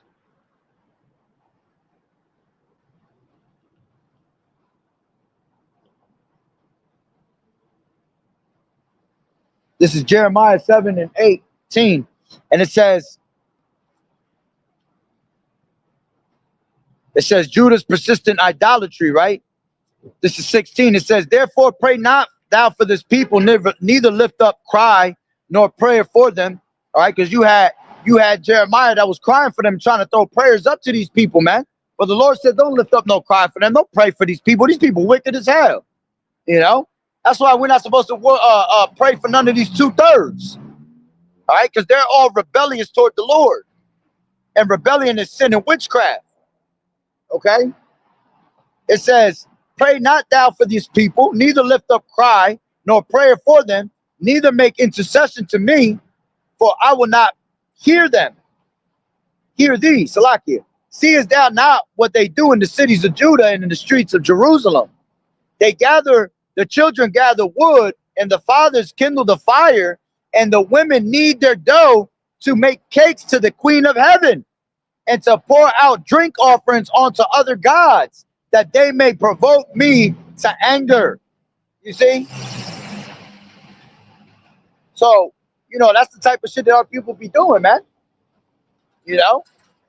The Lord said in the book of Job, all right? Let me see.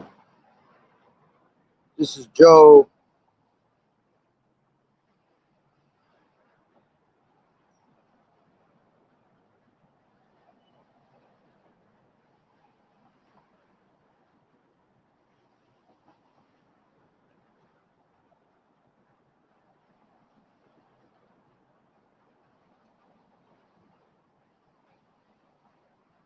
This is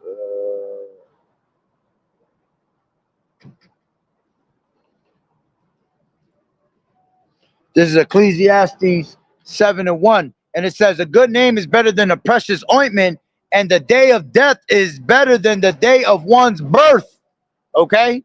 Why? Because you're not supposed to be celebrating no birthdays, man. That's a wicked, satanic holiday. Okay? For you to celebrate your birthday. What are you celebrating for, man? You're conceived in sin, one, all right, and we're in a place of slavery. So why would you celebrate your birthday for? You see? And then when you take your birthday, right, what it really does is a ritual because you're grabbing a cake, and what do you put on that cake? Okay, you're putting candles on that cake. All right, for you to make a ritual happen, all right, according to these damn satanic witch sorcery witchcraft books, right? In order for you to get a ritual going, you have to grab a bunch of candles and put it inside a circle. Okay, so why is it that birthday cakes come in a circle and then you put the candle in front of it, man? All right, and then you singing the actual birthday song is a whole ritual song, man. Then when you blow out the candle, that's a whole nother ritual. You see? That's why when people have birthdays, they have a whole bunch of shit happen to them that whole week after, or maybe the next day. You got a lot of people who die right on their birthdays, or die the next day after their birthday. That's because the Lord judging you, man. Shalom, Malak, Yahweh, Bashim, Yahweh, Shah, Barakatah. Right? Uh,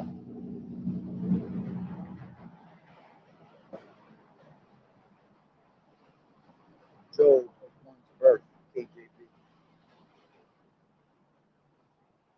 The phrase job of one's birth likely refers. Then there's another one in Job. I want to say it's 14. Let me see.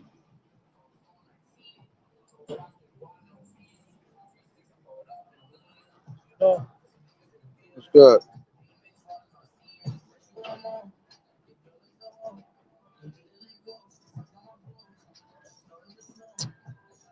Nah, I know it's somewhere in Job. If somebody know it, I can put it up. All right, but at the end of the day, all right, you're not supposed to celebrate no birthdays, man. That's a whole pagan ritual. All right, and that's a satanic Illuminati ritual. All right, again, going into that Illuminati list, that's one of their main.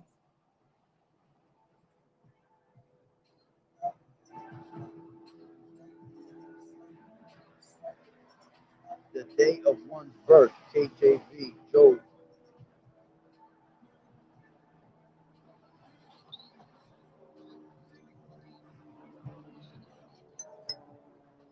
Oh, there you go.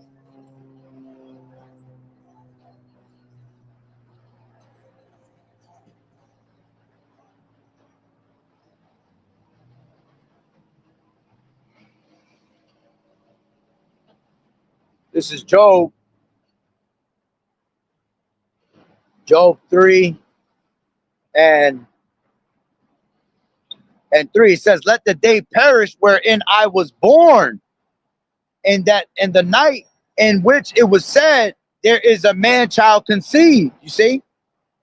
So let the day perish of the day that you were born, man. Why would you celebrate the day of your of you being born, man? You're brought into a shitty, crooked ass world, okay? Abominated world at that, okay?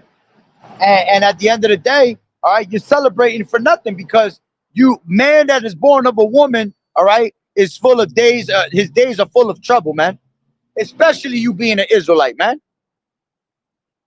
The moment you're born as an Israelite and they know that you're an Israelite, they're trying to kill you out here, man. That's why from birth, before you even come out your mother's womb, man, they're trying to find ways to for you to perish, man, for you to be taken out the way, poison you all types of poisons, you know, sticking you all types of needles and shit. So why would you celebrate the day of your birth, right?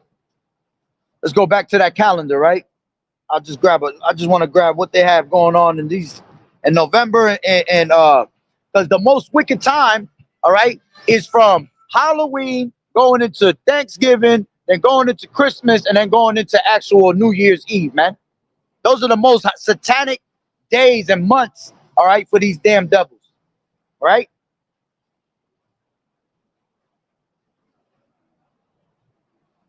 So it says,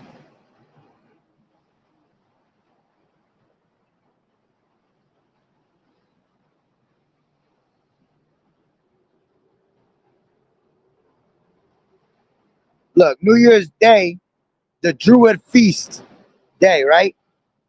January 7th, right after New Year's Eve, requires a blood ritual, male sacrificed. You know, the 17th of January, sexual rituals, preparation for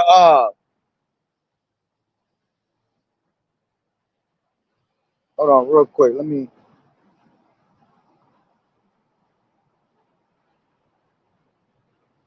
go down to where we at. Here we go. Right? So you got from October, right? Around Halloween, you got Samhain, all right, because that's what Halloween really goes into. You got parties, trick or treating, vandalizing, right? And all that shit goes into, in that time they doing all types of, bugged out ritual orgies, man. Okay. You got November 1st goes into the Mexican feast, all right, Issachar, the party of the dead. Okay. You got going down to November, all right. Matter of fact, what's today? The 25th? Tomorrow's the 25th. Look, tomorrow it says uh Persephone, which goes into worship of wheel goddess of the underworld. Okay. The 29th, it goes into the sons of Saturn. Satan's sons, Jupiter, Neptune, Pluto. You see that? They start worshiping all these stars. Okay. You go to get married in a church, make a covenant with the heathen. You putting on a ring on your woman. That's a worship of Saturn, man, which is a satanic ritual. Okay, putting on a ring of Saturn. That's what the rings of Saturn represent. Okay, you got and this one, and what's crazy is that they actually, they actually switched these up. Hold on, let me see if I grab a different one.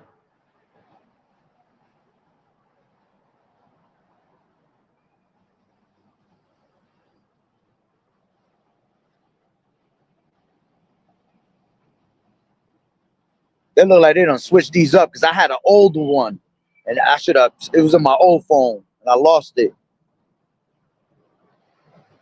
Solstice feast, day, sex, burial rituals. Look at this shit, man.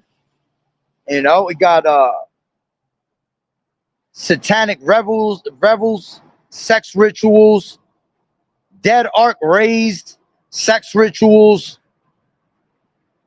This is all coming up. They do preparation of kidnappings. Yeah, around. That's why you see a lot of children go missing around the Halloween time, man. Because they do a lot of rituals with children, man. It requires them to have sexual relations with a bunch of young children. Maybe it might be a woman baby. It might be a boy. All right. If you think that your favorite rapper or your favorite actor ain't doing that, best believe they doing that, man. All right. For you to make billions of dollars, man, for you to be in a $1 million club, $1 billion club, that's what it requires you to do, man. A bunch of sex paganistic rituals, man. All right. Things that you cannot even imagine. That's why when the time comes that they reveal these, if the Lord allows, all right, because these devils might try to do some false flag to throw you off. All right. So they don't reveal those things. And if they do, they'll reveal them. But because you're so caught up with what's going on in the world, you're going to miss it. It's just going to be brought out real quick and then taken and swept under the rug. But if the Lord reveals, right? All right. When the Lord reveals what these damn politicians is doing behind closed doors, all right, sucking off little babies and shit, chopping them up and eating them up. All right, making all these damn adrenochrome rituals. How you think they make themselves stay looking young? Why you think when they can't find no children, they start looking old as hell and they start looking like death? All right, because they're not getting their hands on any children. All right. Let me see. Damn, man, I wish I had that one exact one I'm looking for.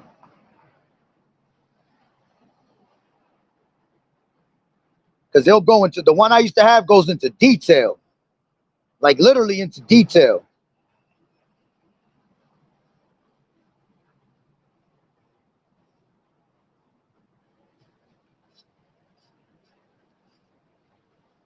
Damn, it's not even letting me go in there. I believe that's the one too. Let me try one more and that's it. Now I keep it moving.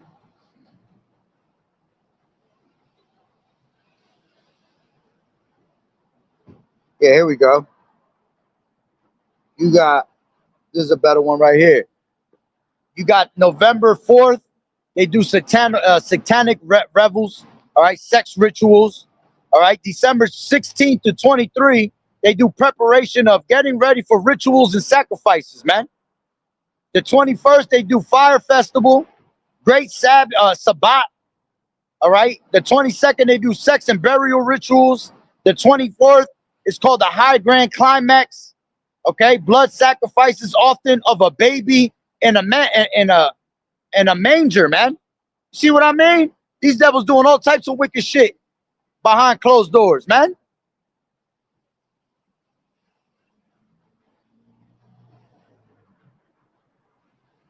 Look, in the February 2nd, sex rituals, female has to be sacrificed from 7 to 17, man. Okay?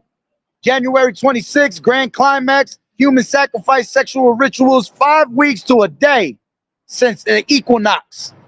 Has to be 5 weeks old or even a day old. You see what I mean?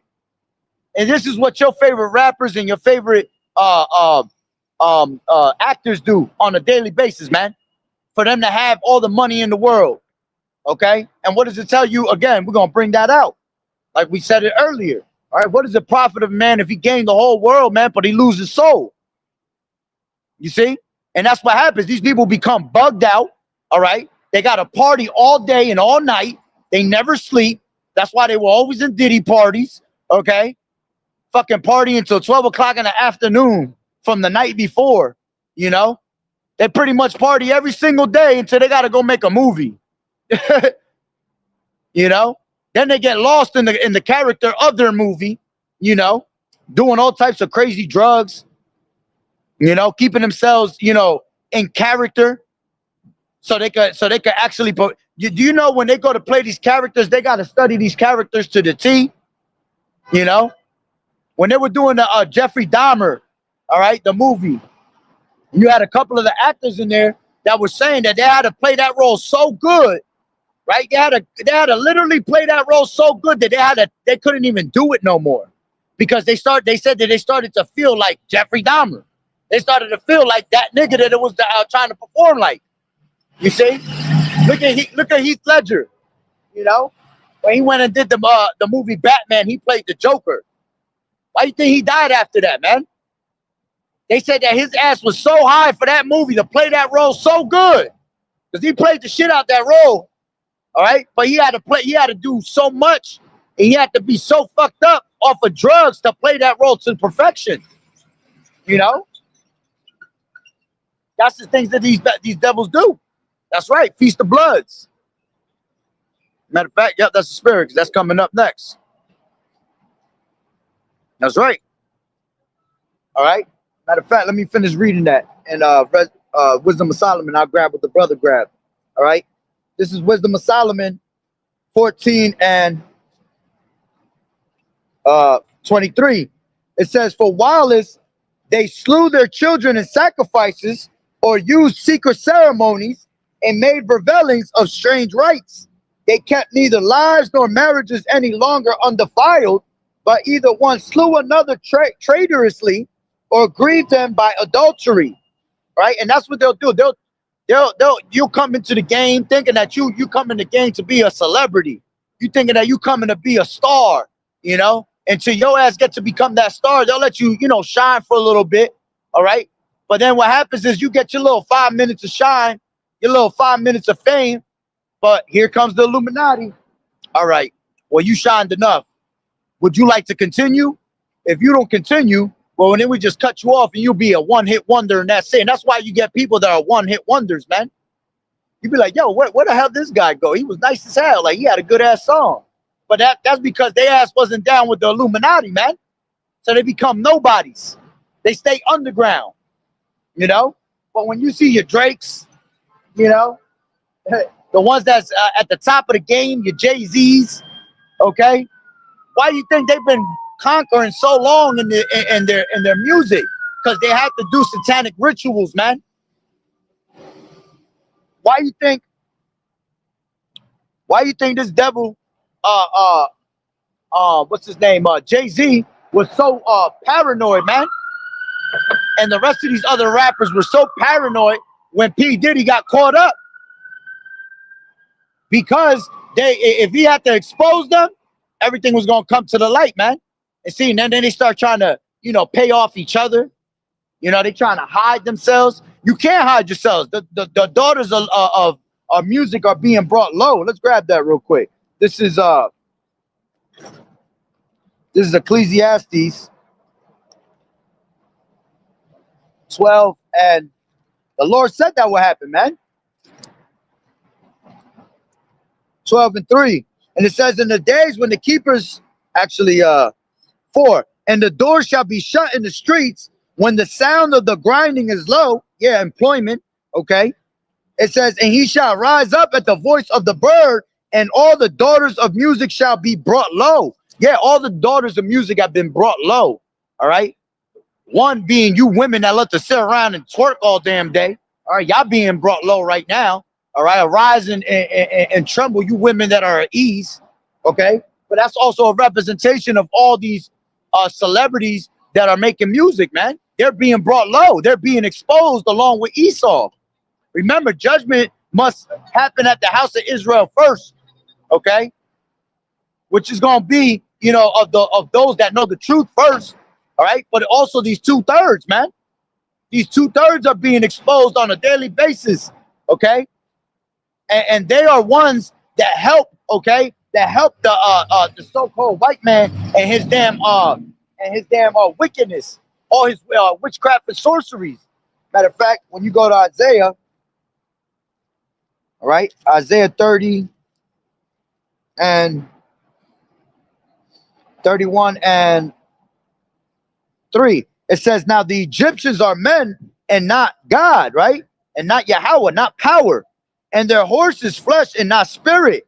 When the Lord Yahweh shall stretch out his hand, both he that helpeth shall fall, and he that is hoping shall fall down, and they shall all fail together. So here it is, this chapter talking about you running to Egypt for help, right? You going to America for help, all right? But see, you got our celebrities that are all so-called Negroes, Latinos, and Native Americans that are helping this damn devil push the cause, push the witchcraft and the sorceries. You see? So those that help them, all right, they're gonna fall with them too. You got niggas like Rick Ross talk about, oh, I got $1 million bunker. I'm getting myself ready for that bunker. For what? The Lord gonna destroy you in that bunker. The Lord ain't gonna let you survive. You're not the top elites that's gonna be able to when the judgment of the Lord comes with all this thermonuclear power, that you're gonna be able to escape it. The Lord is only gonna keep the top banking families alive, man. All right, because they're gonna be the first fruits of slavery. You see, not because the Lord really want to keep them. The Lord, if it's up to the Lord, he'd destroy every single one of them. But see, the Lord gonna grab their ass, old and everything, the way they look, and gonna put their ass right into slavery, just like that. You're gonna have to clean up the earth. You're gonna have to pick up all the dead bodies, But those that are celebrities that followed after this damn devil, and that you have bunkers just like them, you have the same little escape ways that they have. You're not gonna escape in those ways, man, because you're of Israel. The Lord gonna destroy you with a horrible death, because you help these devils to create the problem, man. You help these devils to push the witchcraft and sorceries, man. See, when this time comes for the RFID, okay, when this thing is made mandatory, who do you think they're gonna have at the forefront of that, man? Your celebrities, your actors. You seen that shit the other day with Nicki Minaj, man. Nicki Minaj coming out making a statement for the president. I appreciate you going out there to Nigeria and helping, and you're doing a great cause. You got niggas like Mayweather, all right? He done sold out to and sucked off the damn the rabbi, so he could continue to keep his money. You got Kanye West done sucked off the rabbi too, you know, to keep himself in the game. You got all these rappers that are apologizing to Massa, okay? Apologizing to the rabbi so they don't, you know, so they don't get cut off on their paycheck.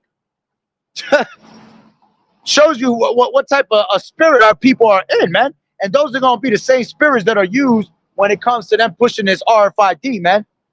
That they're gonna make it look cool, you know. I think it was Ice Spice that I seen that she had a video when she was paying for things, but with her tongue. With her tongue, she was paying it. She would go up to the damn to where you scan your card, man, and she was putting her tongue right on it. And she was just buying everything through her tongue, showing you that she already has that MARK in her, man. Already in her forehead. All right. So let's go back to second Wisdom of Solomon 14. All right. And 23 says, for while they slew their children in sacrifices and used secret ceremonies and made revelings of strange rites, they kept neither lives nor marriages any longer undefiled, but either one slew another traitorously or grieved him by adultery, so that there reigned in all men without exception blood, manslaughter, theft, and dissimulation, corruption, unfaithfulness, tumults, perjury, disquieted of good men, forgetfulness of good turns, defiling of souls, changing of kind, disorder in marriages, adultery, and shameless uncleanness, man. That's what these people do. All right. That's why you see them pushing out men on men, you know, women on women, doing those things that are not convenient, man. Things that are unseemly. Okay. The Lord has given them up into a reprobate mind because they are vile affections, man. All right. Let's grab that real quick in Romans. And this is going back to the same guys that Nimrod was pushing upon the people. Okay. The same Canaanite gods. Right? This is Romans 1 and 20.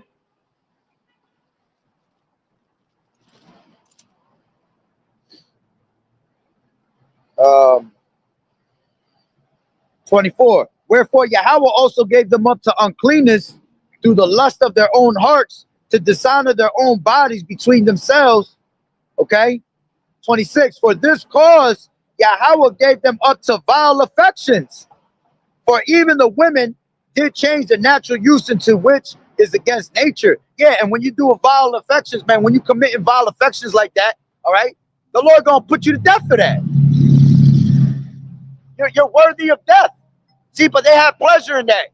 They have pleasure in doing all that wickedness, man. All right. It says, and likewise also the men leaving the natural use of the woman, burned in their lust one toward another. All right. Why? Because a man is supposed to be plowing a woman, man. You're supposed to be being fruitful and multiply, man. How the hell you gonna be multiplying when you got men playing tummy swords with each other, man? When you got women, all right, just sitting there playing with each other, all right, and then the fact that they trying to act like a damn man, putting on strap-ons and shit, okay, that just shows the vile affections that they're into. That shows the demons that they have that have possessed them, okay. It says, it said, men with men working that which is unseemly and receiving themselves the recompense of their error, which was meat. And even as they did not like to retain Yahweh in their knowledge, Yahweh gave them over to a reprobate mind to do those things which are not convenient. Okay? Jumping down to 32, who knowing the judgment of Yahweh, that they which commit such things are worthy of death. Not only do their same, but have pleasure in them that do them. You see? So they got pleasure in doing these things, man. All right? Back to what I was saying before. All right, what that Yahweh Ba'Shem Yahushua creates us in His image, right? But when you worshiping Baal, you're worshiping Ishtar, all right? When you're worshiping Molech, what does it do? It corrupts that image that the Lord has created for you, man. All right? And it reduces you down to what? It reduces you down to the flesh, to spiritual fornication, okay? To the point where you are feeding yourself with pleasure rather than feeding yourself with the spirit, you know? And this is what they continue to keep pushing in your TV, and they're attacking your children with it, man. The children, hey, a children's mind is like a sponge, man, they say, right? That anything you feed it, all right, the golden ages of a child is when they're little. So if you're not teaching them in the correct manner, all right, when your child is seeing all these things being done, that's what they become. But if you teach them the right way, you teach them the scriptures, you teach them about Yahweh Ba'Shem Yahweh Shai, that child's going to be a righteous child. You see? But that's why we have a bunch of little monsters running around, man. Okay? The women are not being mothers, not keepers at home, not teaching them godly things, you know? You see these daughters running around today, as the scriptures say, as is the daughter, so as is the mother, so is the daughter. You know, these women teach their daughters to be a laughing stock onto the nations. Okay? They teach them to be whores. You be seeing little girls that are fucking 5 years old, man, twerking around everywhere. That's all they know. By 5 years old, all they know is a twerk and a song. All they know, man, listen, man. My wife's family, she got her sister. Her sister wicked as hell. Got her daughter at the age of 6, 7, over there in some little ass dresses, dressing like her, twerking all over the stage for school. See, this is the shit that our people teach our children, man. You know, you got the men that have been demasculated so bad that now you see the men, all right, at the age of 5, 6, they walking around as a whole little transformer, basically, man. Because they done took the father out the household. They father's locked up. They got to grow up around a bunch of women. You know, they grow up around their aunties. You know, growing around 15 grandmas. You know, and that's what's sad about our people, man. That's why the scriptures say they're a sinful nation, laden with iniquity. You know, evildoers, corrupters. Okay, because they have been misled and taught the wrong way. Okay. What's up, bro? You want to learn about yourself, bro? Nah, he ain't ready to learn about himself. Right? Let me see. Let's finish this up in Wisdom of Solomon 14 and 27. It says, for the worshipping of idols not to be named is the beginning, the cause, and the end of all evil. For either they are mad when they be merry, or prophesy lies, or live unjustly, or else lightly forswear themselves. For inasmuch as their trust is in idols, which have no life, though they swear falsely, yet they look not to be hurt. Howbeit, for both causes shall they be justly punished, both because they thought not well of Yahweh, giving heed unto idols, and also unjustly swore in deceit, despising holiness. For it is not the power of them, but by whom they swear, but it is the just vengeance of sinners that punisheth always the offense of the ungodly. You see? And all that stuff, all those different idols, man, go back to since way back, man. All right? Going to the time of Nimrod. Okay? There's a book that I got. It's called The Delusion. Matter of fact, I might have it on me real quick.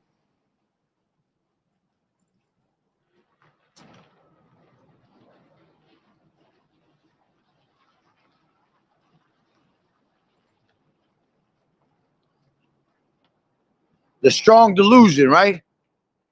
Strong Delusion, Christianity's institutionalized witchcraft. I'll read like 1, 2 little things out of it real quick, right? You know? Are people under that strong delusion of these different idols, right? It says strong delusion, right? It says we have all been living in an artificial reality, pretending that everything we see and do has real substance. We have been beguiled by evil forces that keep the masses hypnotized and captive to a scheme of worldwide rebellion, witchcraft, the definition of delusion, right? Because this is what our people have, a mental disorder, man. All of our people, because they lack the knowledge of Yahweh Bashim Yahweh Shai, they have a mental disorder. You see, you're no longer in that mental disorder when you have the knowledge of the Lord, all right? Because the truth shall set you free from that delusion, right? It says that how you say this? Hold on. Let me bring it out so I can say it properly.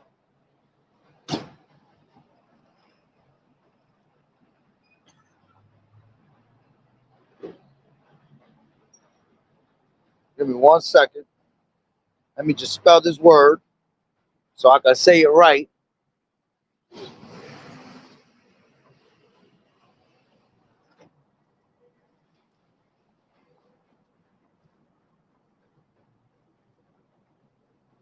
There you go.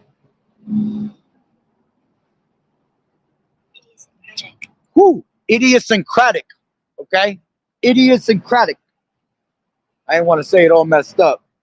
An idiosyncratic belief or impression, this is the definition of delusion, or belief or impression that is firmly maintained despite being contradicted by what is generally accepted as reality or a rational argument, typically a symptom of mental disorder.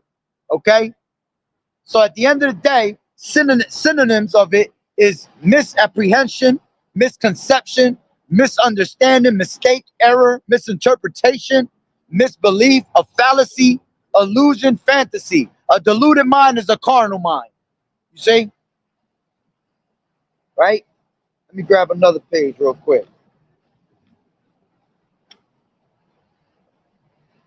Yeah, are people living in a constant psychosis, right? It says later under Hebrew idioms, right?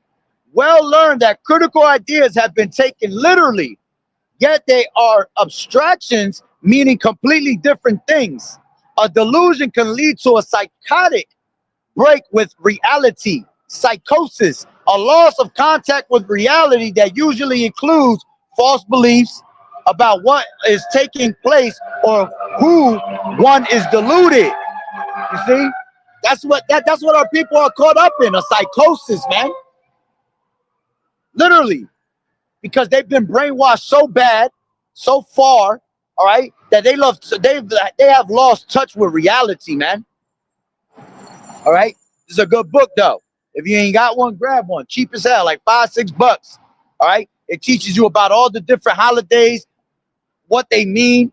The only thing they use in here is that they use the name of Yeshua, which we know that's not the name of the true power. It's Yahweh. Okay. But it's a good book to read. All right. And it tells you about all these different pagan holidays, what they really mean, you know, going into Christmas, because we're about to come into Christmas. Here it is. We're about to worship. We're gonna have a bunch of our people worshiping Christopher Columbus's bullshit, right? All right. They done slaughtered millions and millions of our brothers, Native American brothers. Okay, and you want to sit here and you want to go celebrate this shit with these damn heathens. Then after that, you gonna go and cut a tree down from the forest, okay? And basically what it represents is a penis in the middle of your damn living room, okay? The wreath represents a woman's fertility, her vagina, okay? You put the balls on the Christmas tree representing testicles, you know? The tinsel represents the sperm that comes out. You see, this devil's disgusting, man. He's filthy as hell. While you just sit there and you're like, oh my God, I can't wait to open my gifts. Yay. You know, not understanding anything of it, man. But let's go back. Let's go where that brother had, because I'm right here next to Wisdom of Solomon 12. All right. This is what goes on behind closed doors all right, with these elites, man.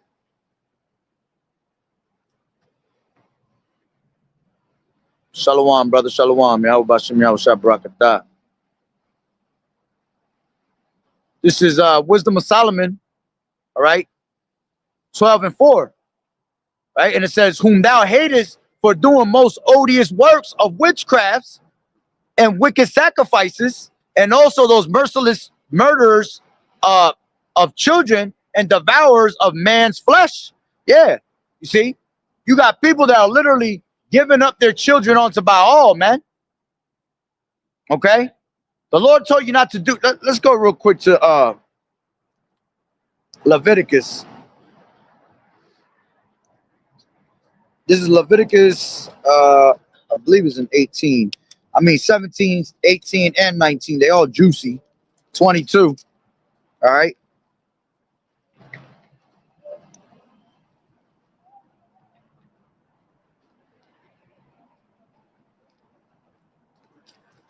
This is Leviticus 17, and you know what? Let me just grab it from my phone.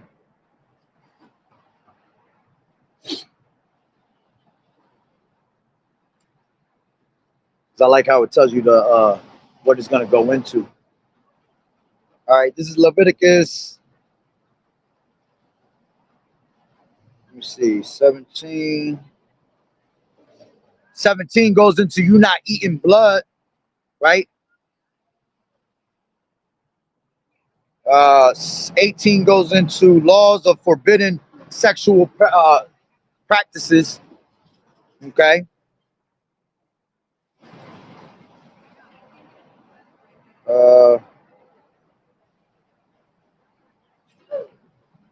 Yeah, this I think is a 19. 19 and let me see. Thou shalt not pass thy seed through the fire of Molech, KJV. How we doing? This is Leviticus 18. All right. So Leviticus 18 and 20. All right. I mean not 20, 21. Right? So it says, moreover, thou shalt not lie carnally with thy neighbor's wife to defile thyself with her, right? Because it's adultery at the end of the day. And these elites, they push that heavy, man. See, these elites have made you believe that you could commit adultery, and there's nothing wrong with that, man. The Lord said He'll put you to death for that, man. Okay, what they taught you? They taught you all that swinging. You know, that swinging is the best thing you could possibly do. That's why you see our women in that spirit today. These women taking all these vacations, going on these carnival cruises. You know, where you just go on the carnival cruise, you pay a certain amount of money, they give your ass a drug when you walk in, and all you're doing is having sexual relationships with all types of different men. You see, swinging with all different types of different couples, man. I done seen a video that went viral, man. The woman was talking about how she went on a boat. All right, she bought a ticket, went on the boat. She said she was scared at first, but she said when she saw a long ass thing just get dropped right on her shoulder, all right, she got horny as hell. And after that, she ended up sleeping with like 200 men in one night. You know what I'm saying? On a carnival cruise. While they fed her all types of drugs, you know, swinging with all different types of swinging with all different types of couples. You see? And who the one that put that shit out? Who put that vibration out? Esau, man. The scriptures say what, man? That there is not a more profane person, all right, than Esau, man. Let's grab that real quick. This is Hebrews. This is Hebrews 12.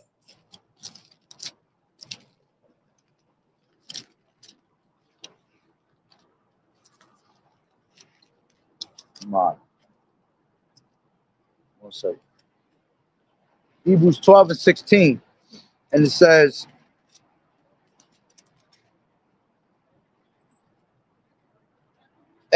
lest there be any fornicator or profane person as Esau, who for one morsel of meat sold his birthright. Okay, so ain't nobody more. All right, when you go into a fornicator, man, it's a person that has no morals, man.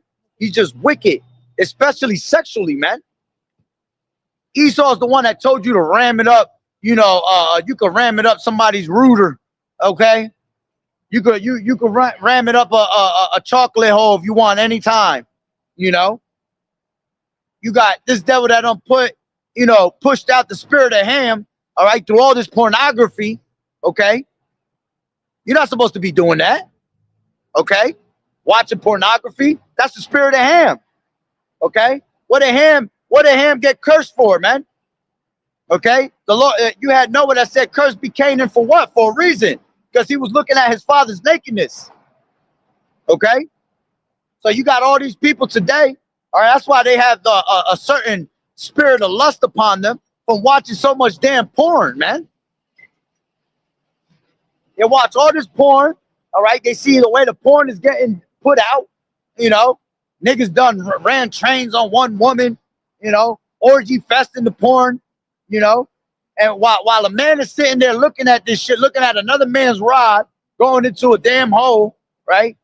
And now it's even more worse because now they got weird shit on these pornography sites, man. You know, a bunch of transformers, you know, a bunch of fagonometry to the point where they even put bestiality on that shit, man. See, Esau's the one that brought all that into play, okay? Learning it from all these different cultures, man. You see? Because that started out there with Canaanite activity, man. All right? And then eventually, like I said earlier, all right, Esau likes to follow after different cultures because he has no culture. So he'll grab all these different cultures and put it together, you know? And then he'll put it out there and make it an entertainment for you. Now you're sitting there beating your shit, 100 times, 100 miles per hour, drugged up, you know? That's the vibe. This is why this devil got to be taken out of the way, man.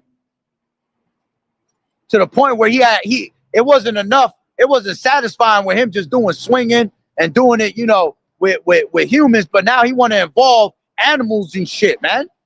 That is wicked as hell, bro. You know, bro. That's why I had to get off of fucking Facebook, man. Facebook is wild as hell. And Facebook now, bro, that's just one big demon waiting for your ass, man. You know? They'll put all types of weirdo shit right on Facebook. See, in Instagram, they'll knock your shit off when you do some weirdo shit. But in Facebook, they pushing shit like that on there, man. Because they know that's where the children are, man. That's where the young is at. So they try to they're trying to brainwash your children at a young age, man, to make you think that these things are normal. All right. So when they come and bring the satanic new world order, all right, these are the things that they're gonna put in front of you all day long, man. You either gonna have to be down with their satanic ways, all right, or you're gonna be off. You're gonna be unalived out of their system. You see, right? So it says, there's not a more profane person or fornicator like Esau, man. So going back to Leviticus, right?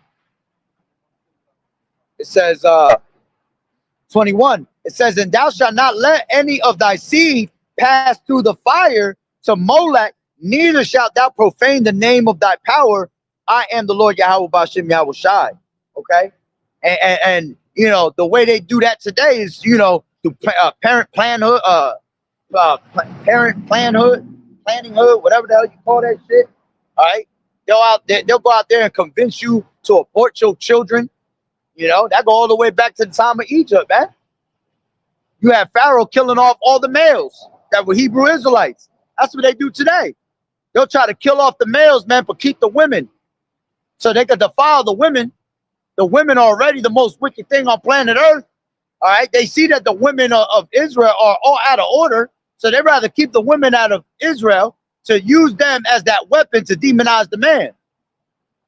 To make the man go off, or whatever little man that's still left here, they'll have these women attack him and break him as a man, basically. You see?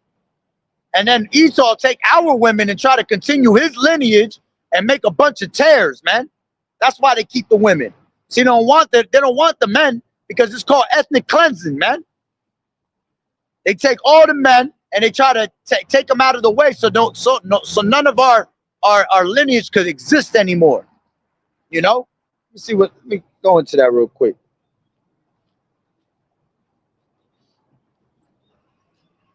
Ethnic cleansing. Yeah, ethnic cleansing refers to the purposeful policy of a group to remove by violent or terror inspiring means the civilian population of another ethnic, racial, or religious group from what's going on? From civilian population of an ethnic, racial, or religious group from a given geographic area to achieve ethnic homogeneity. Okay? And they've always been doing that. And there's another word too that they use. Forgot the name of it. All right. Got to find that word again. You know, but they're trying to just take out all the men so there won't be no more Israelites being created. All right. Esau want to be fruitful and multiply his fucking generation. All right. And his lineage because he's the smallest out of all the heathens, man. He's the smallest out of all the heathens. He's the most despised. Okay. He knows that that the Lord hates him. Okay. So here it is. He's just trying to mingle. All right. Like he's always done. He's always trying to hide. Okay. Hide in between our race, man, by taking our women. And that's why he pushed out that what do you call it? Interracial marriage. Okay. See, we're allowed to deal with these other women. Okay. But you're not supposed to be taking these other nations as wives. You're supposed to keep it within our women, man. You see, you're supposed to make these other women concubines. Okay. But Esau pushed that interracial marriage, all right, to have our women going after white men, all right, in all these other nations so he could really hide himself. Okay. And the Lord specifically told you women of Israel, you so-called Negroes, Latino, and Native American women, not to deal with any of these other nations, man, at all. You see? That's why you had Levi and Simeon, all right? They ended up taking out a whole entire town, all right, because they defiled their sister. You see? Right? Let's go back to Leviticus 18. All right. Matter of fact, let me grab from the top, right? Forbidden sexual practices, right? It says, speak unto the children of Israel, say unto them, I am the Lord Yahweh, your power, and after the doings of the land of Egypt, wherein ye dwell, shall ye not do. See, you're not supposed to be going after the ways of Canaan, man. All right. But here it is today in America, they do the same exact thing that the Lord told them not to do. Right. It says, after the doings of the land of Canaan, whether I bring you, shall ye not do, neither shall ye walk in their ordinances. Ye shall not do, ye shall do my judgments and keep mine ordinances to walk therein. I am the Lord Yahweh, your power. You shall therefore keep my statutes and my judgments, which a man do, he shall live in, which if a man do, he shall live in them. I am the Lord Yahweh. None of you shall approach to any that is near of kin to him to uncover their nakedness. I am the Lord Yahweh. Yeah, meaning you're not supposed to have no sexual relationships with any of your relatives, man. Who do that? Who known for that? Esau.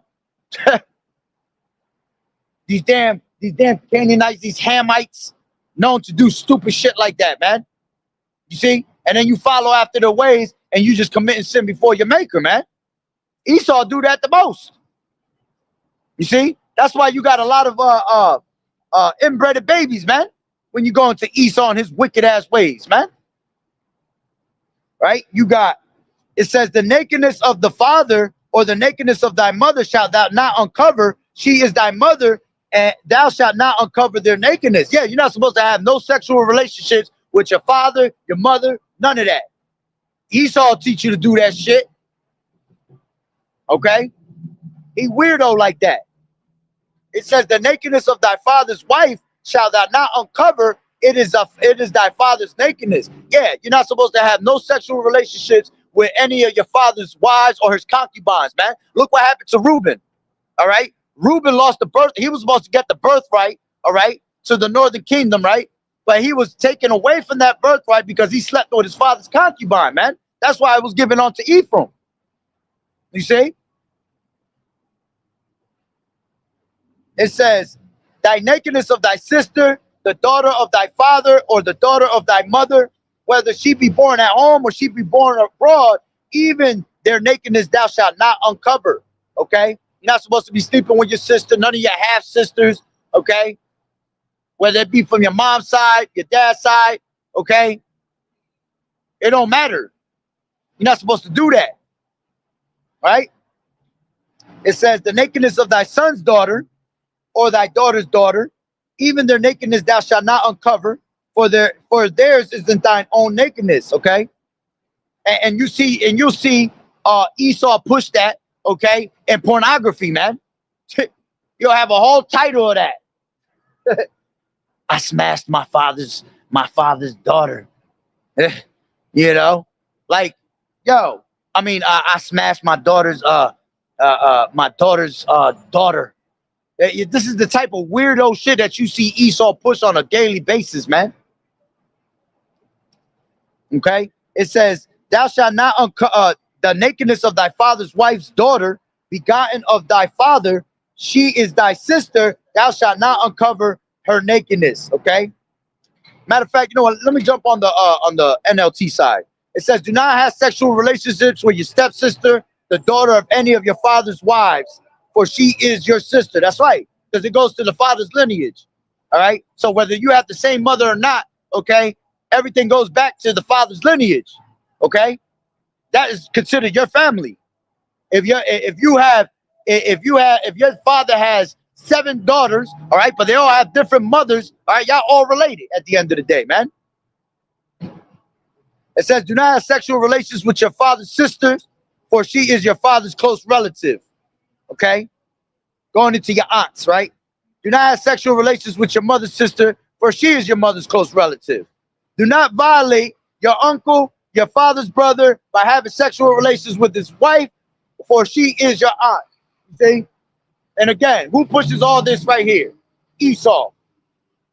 Do not have sexual relations with your daughter-in-law. She is your son's wife, so you must not have sexual relations with her. Do not have sexual relations with your brother's wife, for this would violate your brother. Do not have sexual relations with your woman, with both woman and her daughter. All right, and you see that one being pushed heavy. Okay, and do not take her granddaughter, excuse me, whether her son's daughter or her daughter's daughter, to have sexual relationships with her. They are all close relatives, and this would be a wicked act. Okay, and leave it up to Esau. He'll put a whole damn pornography, all right, a whole shit show for you. Okay, it says, do not have sexual relationships with a woman during her menstrual period during her period of menstrual impurity, man. Okay, that's one of the things that are being pushed right now, man. You got women talking about, oh yeah, you know, I'm ready. You know, you could come have some bloody wings.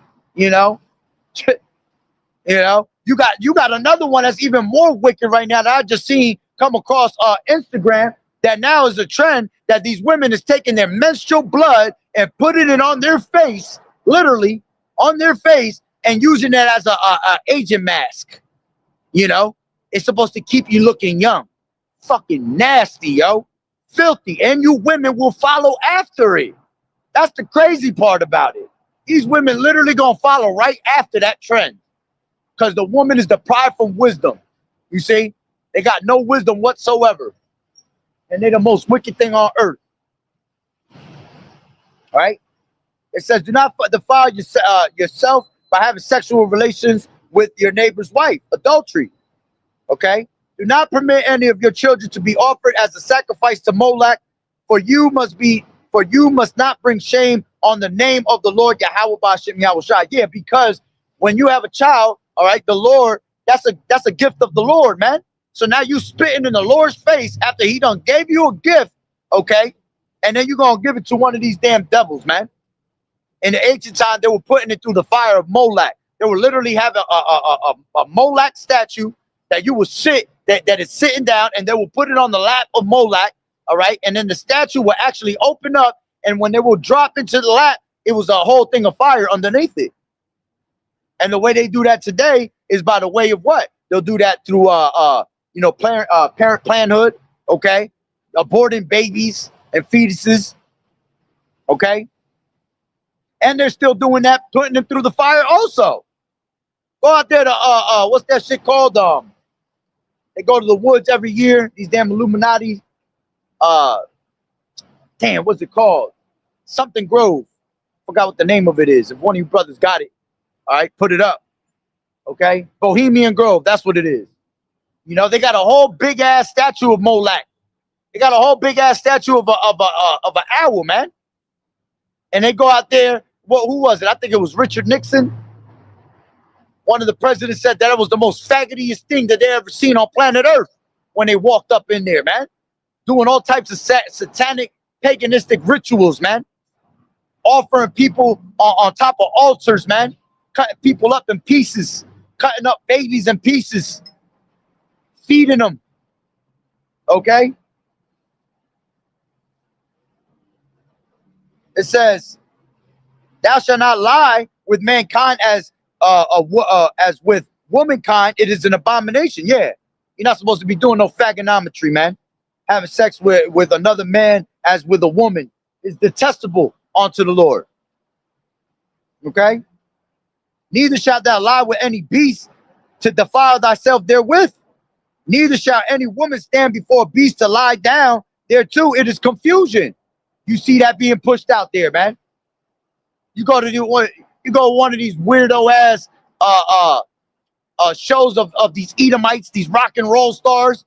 They'll bring out a whole damn horse, okay, and put it on stage, and they'll have a whole bugged out woman, okay, and she'll bend over and have the horse just clapping them cheeks. Wicked as hell. You have the woman sitting there, all right, doing giving that shit neck till they drip. Come on, man. This is the world that we live in. This is the world this is what it's going to come to, okay? When it comes to this new world order, man. This is what your favorite celebrities and your favorite actors are doing behind closed doors to get this money. Okay? There's no more hiding it. It's out there for you to understand it. You see? But if you don't sit there and say that is filthy and say that's nasty, that's because you actually like that shit, man. See, you're going to be one that gets brainwashed, okay, at one point with it. Right? And that goes back to what the brother got here. All right, whom thou hatest for doing the most odious works, man. When you're doing odious works, you're doing works that is let's see what that word odious goes into, man. All right.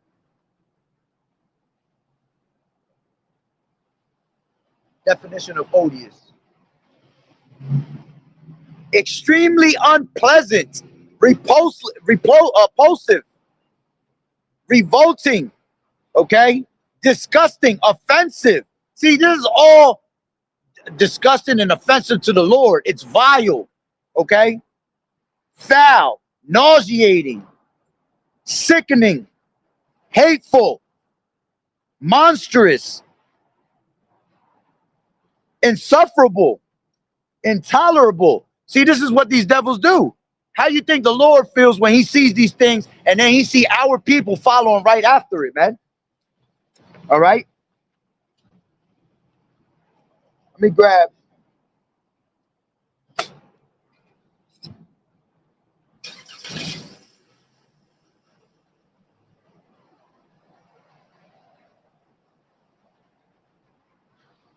Real quick. This is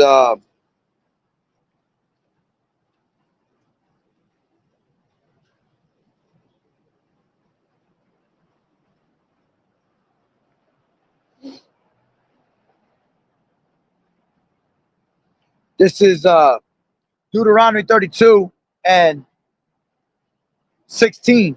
It says, they provoked him to jealousy with strange gods, and with abominations provoked they him to anger. They sacrificed unto devils, not to Yahweh. To Yahweh, I mean to gods whom they knew not, to new gods that came newly up. Yeah, and they're about to do that now. When this new world order comes, it's going to be new gods, new ways for you to abominate in front of the Lord, man, to do sinful things in front of the Lord. This is why the Lord has to intervene, man. All right?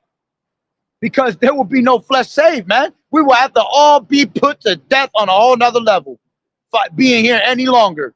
Okay? Our people already brainwashed into all types of weirdo things, man.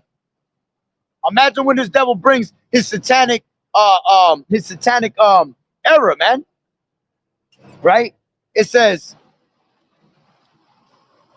new gods that came up newly up, whom your fathers feared not. Of that rock that begot thee, thou art unmindful, and hast forgotten Yahweh that formed thee. And when the Lord Yahweh saw it, he abhorred them because of the provoking of his sons and of his daughters. And he said, I will hide my face from them. I will see what their end shall be, for they are a froward generation, children in whom there is no faith. They have moved me to jealousy with that which is not Yahweh. They have provoked me to anger with their vanities, and I will move them to jealousy with those which are not a people. I will provoke them to anger with a foolish nation. Okay? And that's why the Lord has turned their faces away from them, man, and give them up to vile affections, gave them up to uncleanness, and made them what? Reprobate minds, man. Ones that are not worthy to receive this truth, to receive the name of the Lord. You see? Because of the sins that they're enticed with on a daily basis, man. Matter of fact, let's grab that. James. This is James 1 and 12. Blessed is the man that endured temptation, for when he is tried, he shall receive the crown of life, which the Lord has promised to them that loved him. Let no man say when he is tempted, I am tempted of Yahweh, for Yahweh cannot be tempted with evil, neither tempteth he any man. See, the Lord can only just send them demons to go mess with your mind, man. See, but you have to know the spirit of discernment to know better. If you would have the word of the Lord, you would make that better choice. You see? But because you don't have the word of the Lord, you become enticed, you see, through your own lust of trying to be curious to these things. You see? It says, but every man is tempted when he is drawn away of his own lust and enticed. Then when lust has conceived, it bringeth forth sin, and sin, when it is finished, it bringeth forth death. You see? So basically what happens is that you, all right, be enticed in your own mind, and you become curious to these things, man. And when you become curious, all right, well, curiosity killed the cat, right? You see? So what you're going to end up finding out is you're going to find out the hard way. All right? And then something bad happens to you. You might get put to death. You might not even get put to death. The Lord might put somebody to death that's in your family, you know, one of your children. You see? That's how the Lord works, man. The Lord said, I kill and I make alive. I wound and I heal. I, the Lord, do all these things. See, but these people can't wrap their head around that, man. They think the Lord is all about love. Oh, the Lord not going to do that. That's something evil. All right, well, you fuck around and find out, right? So let's go back.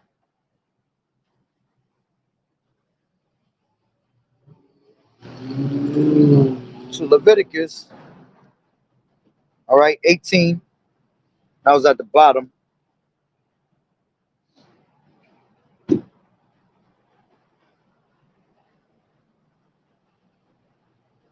24, it says, defile not yourselves in any of these things, for in all these the nations are defiled. See, these other nations are defiled with these ways, man. That's why the Lord said, follow not the multitude to do evil.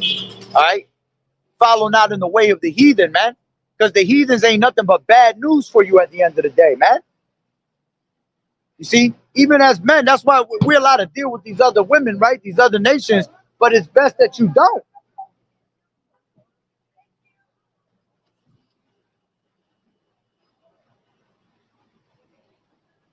How's she talking about? You know, we allowed to deal with these heathen, but it's best you don't. To see these women, these heathens will make you go off, man. What did they made King Solomon go off, man? Right? Yeah, 700 wives and 300 concubines, man. And what did the heathens do? The heathen women do? They ended up making him turn his heart away from the Lord. They make you depart because you start following after their ways, man. You start getting caught up in the lust of things, you know. You know, we tell women, I mean, we tell these men to deal with these other women of these other nations because our women is all messed up. they worse than anything, you know. But see, you just got to deal with them on a concubine level, man. Hit it and run. Sprint right after that. You see? Don't get caught up cuddling up with their asses, all right? Don't get caught up, you know, laying all damn day with their asses because eventually they're going to turn your heart away from Yahweh Bashem Yahweh Shai. All right? Let me grab, this is what I wanted to grab real quick. In Deuteronomy,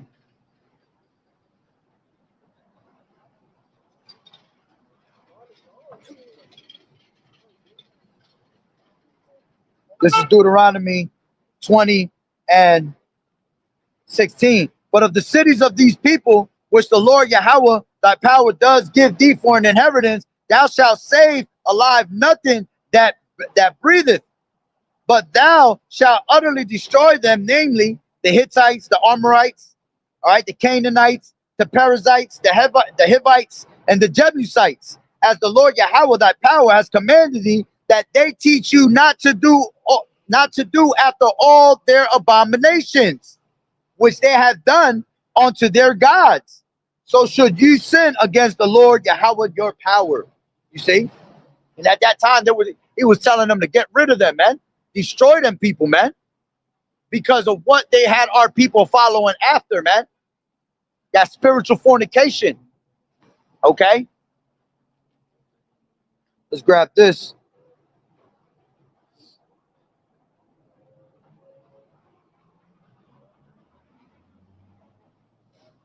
Judges 2 and 2.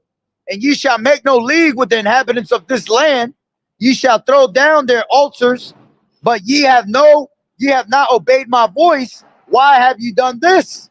Wherefore I also said, I will not drive them out from before you, but they shall be as thorns in your sides, and their gods shall be a snare unto you. You see? Until this day, those gods, those same gods that were snares in them times, they're still the same snares in your mind right now, today.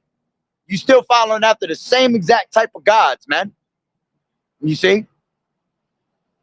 And that's because Esau got you in the trick bag. See, you put up the other one. That dude role was so good. They killed him 27 Club. Right? So let's finish that up with the brother had. Wisdom of Solomon 12, right? And 4. It says, whom thou hatest, all right, whom thou hatest for doing the most odious works of witchcrafts and wicked sacrifices, and also those merciless murderers of children, and devourers of man's flesh, and the feast of bloods, with their priests out of the midst of their idolatrous crew, and the parents that killed with their own hands souls those destitute of help, man. You know, you got parents today that will give up their own children for fame, you know, for the things of the world, all right, to make a name for themselves, you know, because they couldn't be nobody and they want to make they'll try to have their kids live through them. They'll try to live through their children, you know. They doing wicked things like that, man. giving up their children onto these devils, man. Yeah, here, man, take my child, man. You can take mine all you want. You know, you want to go suck his blood, go suck his blood. You see, that's how wicked this society has come, man. And that's why the Lord has to destroy this place and intervene, man. Because if we stay here any longer, man, you can't even picture what Esau got in store, man. I'm sorry, I'm sure he'll conjure up some extra wickedness you ain't never hear of, man. Okay, you give him enough time to think about something, man, he'll find something. You know, next thing you know, you got people out here trying to smash a damn tree. You know, you have people out here so damn horny and weird that they just looking for creases and crevices, holes and shit, holes in the ground. You know, but hey, man, I'm about to wrap it up through the spirit. All right. At the end of the day, man, we got to get up out of here, man. All right. And none of these gods, all right, that these people are calling upon, all right, none of these filthy, abominated ways are going to help you get up out of here, man. All right. The only thing that's going to help you is Yahweh Bashim Yahweh Shai, man, in these last days. All right. This is why we're out here on the highways and hedges giving you this wealth, man, giving you this knowledge of the Lord. Okay. Because that's what's going to save your soul, man. That's what's going to give you salvation, man. If not, you're going to remain stuck in these ways. Okay. Literally stuck in these ways. All right. But it's like these people enjoy being stuck on, under Massa's wing, under all these abominated filths. Okay. Because they have grown attached to these things. See, the more you do wickedness, the more it becomes a natural nature to you. You become that brute beast, just like Esau. You become just like Esau. Esau is one that doesn't have Yahweh Bashim Yahweh Shai in his thoughts. You see, he really don't. He could care less about the Lord. So the more hey man, yo, there's a cop right there, bro. All right, well, when you get that ticket, don't say I ain't warn you. All right. But yeah, the more you do, the things that Esau has taught you, man, the more you become just like him, man. To the point where you don't care. All right, you will not care. You will become immoral like him, and you never think about anything that you're doing wrong. All right, it just becomes a second nature to you. You see, and Esau's nature has always been just pure filth and disgusting, man. There's nothing that this devil has that is righteous, man. Every last bit of his body, his mind, and his soul, all right, is a disgrace. That's why the Lord has made him the vessel of dishonor, okay? And you can't change that. You can never change that from him. The scriptures say to he that hateth himself, to whom shall he do good? He's literally been created, tailor-made fit, all right, to be the wrath of destruction. And when the Lord come back, man, he gonna have a special judgment for this devil, man. You see, all these heathens out here, all right, gonna be destroyed on another level, man. And the ones that do exist, all right, you're going straight into captivity. Then you're gonna bring back all your heathen members, all right, and they're gonna grow up in captivity until you are disintegrated and out the way forever, for life, And once he is taken out the way, you'll never have to worry about none of this anymore, man. You won't have to worry about none of this filth anymore, because the source is taken out the way. All right. The Lord said, I'll end it with this, man. The Lord coming to take out a long disease, man. All right. And I'll end it with that. This is Ecclesiasticus. Well, you stupid for moving up. You seen him backing up. This is Ecclesiasticus 10, and let's take it from 7. All right. Pride is hateful before Yahweh and man, and by both does one commit iniquity. And that's why Esau has committed the iniquity and the sins that he has done, because he was prideful from the beginning, man. And the pride of his heart has deceived him. You see? It says, because of unrighteous dealings, injuries, and riches got by deceit, the kingdom is translated from one people to another. Why is earth and ashes proud? There is not a more wicked thing than a covetous man, for such as one setteth his own soul to sell. Because while he liveth, he casteth away his bowels. And that's what you see with our people today. They'll sell their own souls, they'll give up their own bowels, right? Their own moral ways, okay, to literally just sell out for this devil, man. Just to get a pleasure of sin that lasts for a season, you know? But see, here it is, you sell your soul, okay, and now you plagued in your mind for life, man. And you can't, once you sell your soul, all right, which it really don't belong to Esau, your soul belongs to the Heavenly Father, all right? But the fact that you sold it to a man, all right, and not sold it to Yahweh Bashim Yahweh Shai speaks volumes, man. And that's why the Lord won't deal with you. You see? That's why the only way you can be taken out is through death and pain. And you have to be recreated to the loins of the elect, man. You see? It says, for the physician, which is Yahweh Shai, cutteth off a long disease, and he that is a king today is a king, tomorrow shall die. You see? For when a man is dead, he shall inherit creeping things, beasts, and worms, man. And that's what's coming to Esau. All right? But first, before that happens, you're going to have to serve that servitude, man. That 1,000 years, that's going to feel like 10,000 years. All right? And then you're going to be taken out of the way. All right, never to be ever seen again. You're gonna fly away like a dream in the night, you know. So, with that being said, Lord willing, you were edified. The Water Brothers for the precepts, the Water for tuning in. With that being said, Barakatah Yahweh, Barakatah Yahweh Shai, Paul, Lord, and La Yahweh, Bahashim, Yahweh Shai, Bahashim, Qadash. Double honors to the elders and apostles of Great Millstone who well. Blessings and salutations to the hopeful elect that scattered abroad, the Akim and the Aquat that was listening in. Yahweh Ratazah, Lord willing, that the lesson was edifying. To the next one, Shalom. Keep fighting the good fight of faith, enduring as good soldiers of Yahweh Shai. Shalom. Yahweh Bashim, Yahweh Shai, Barakatah.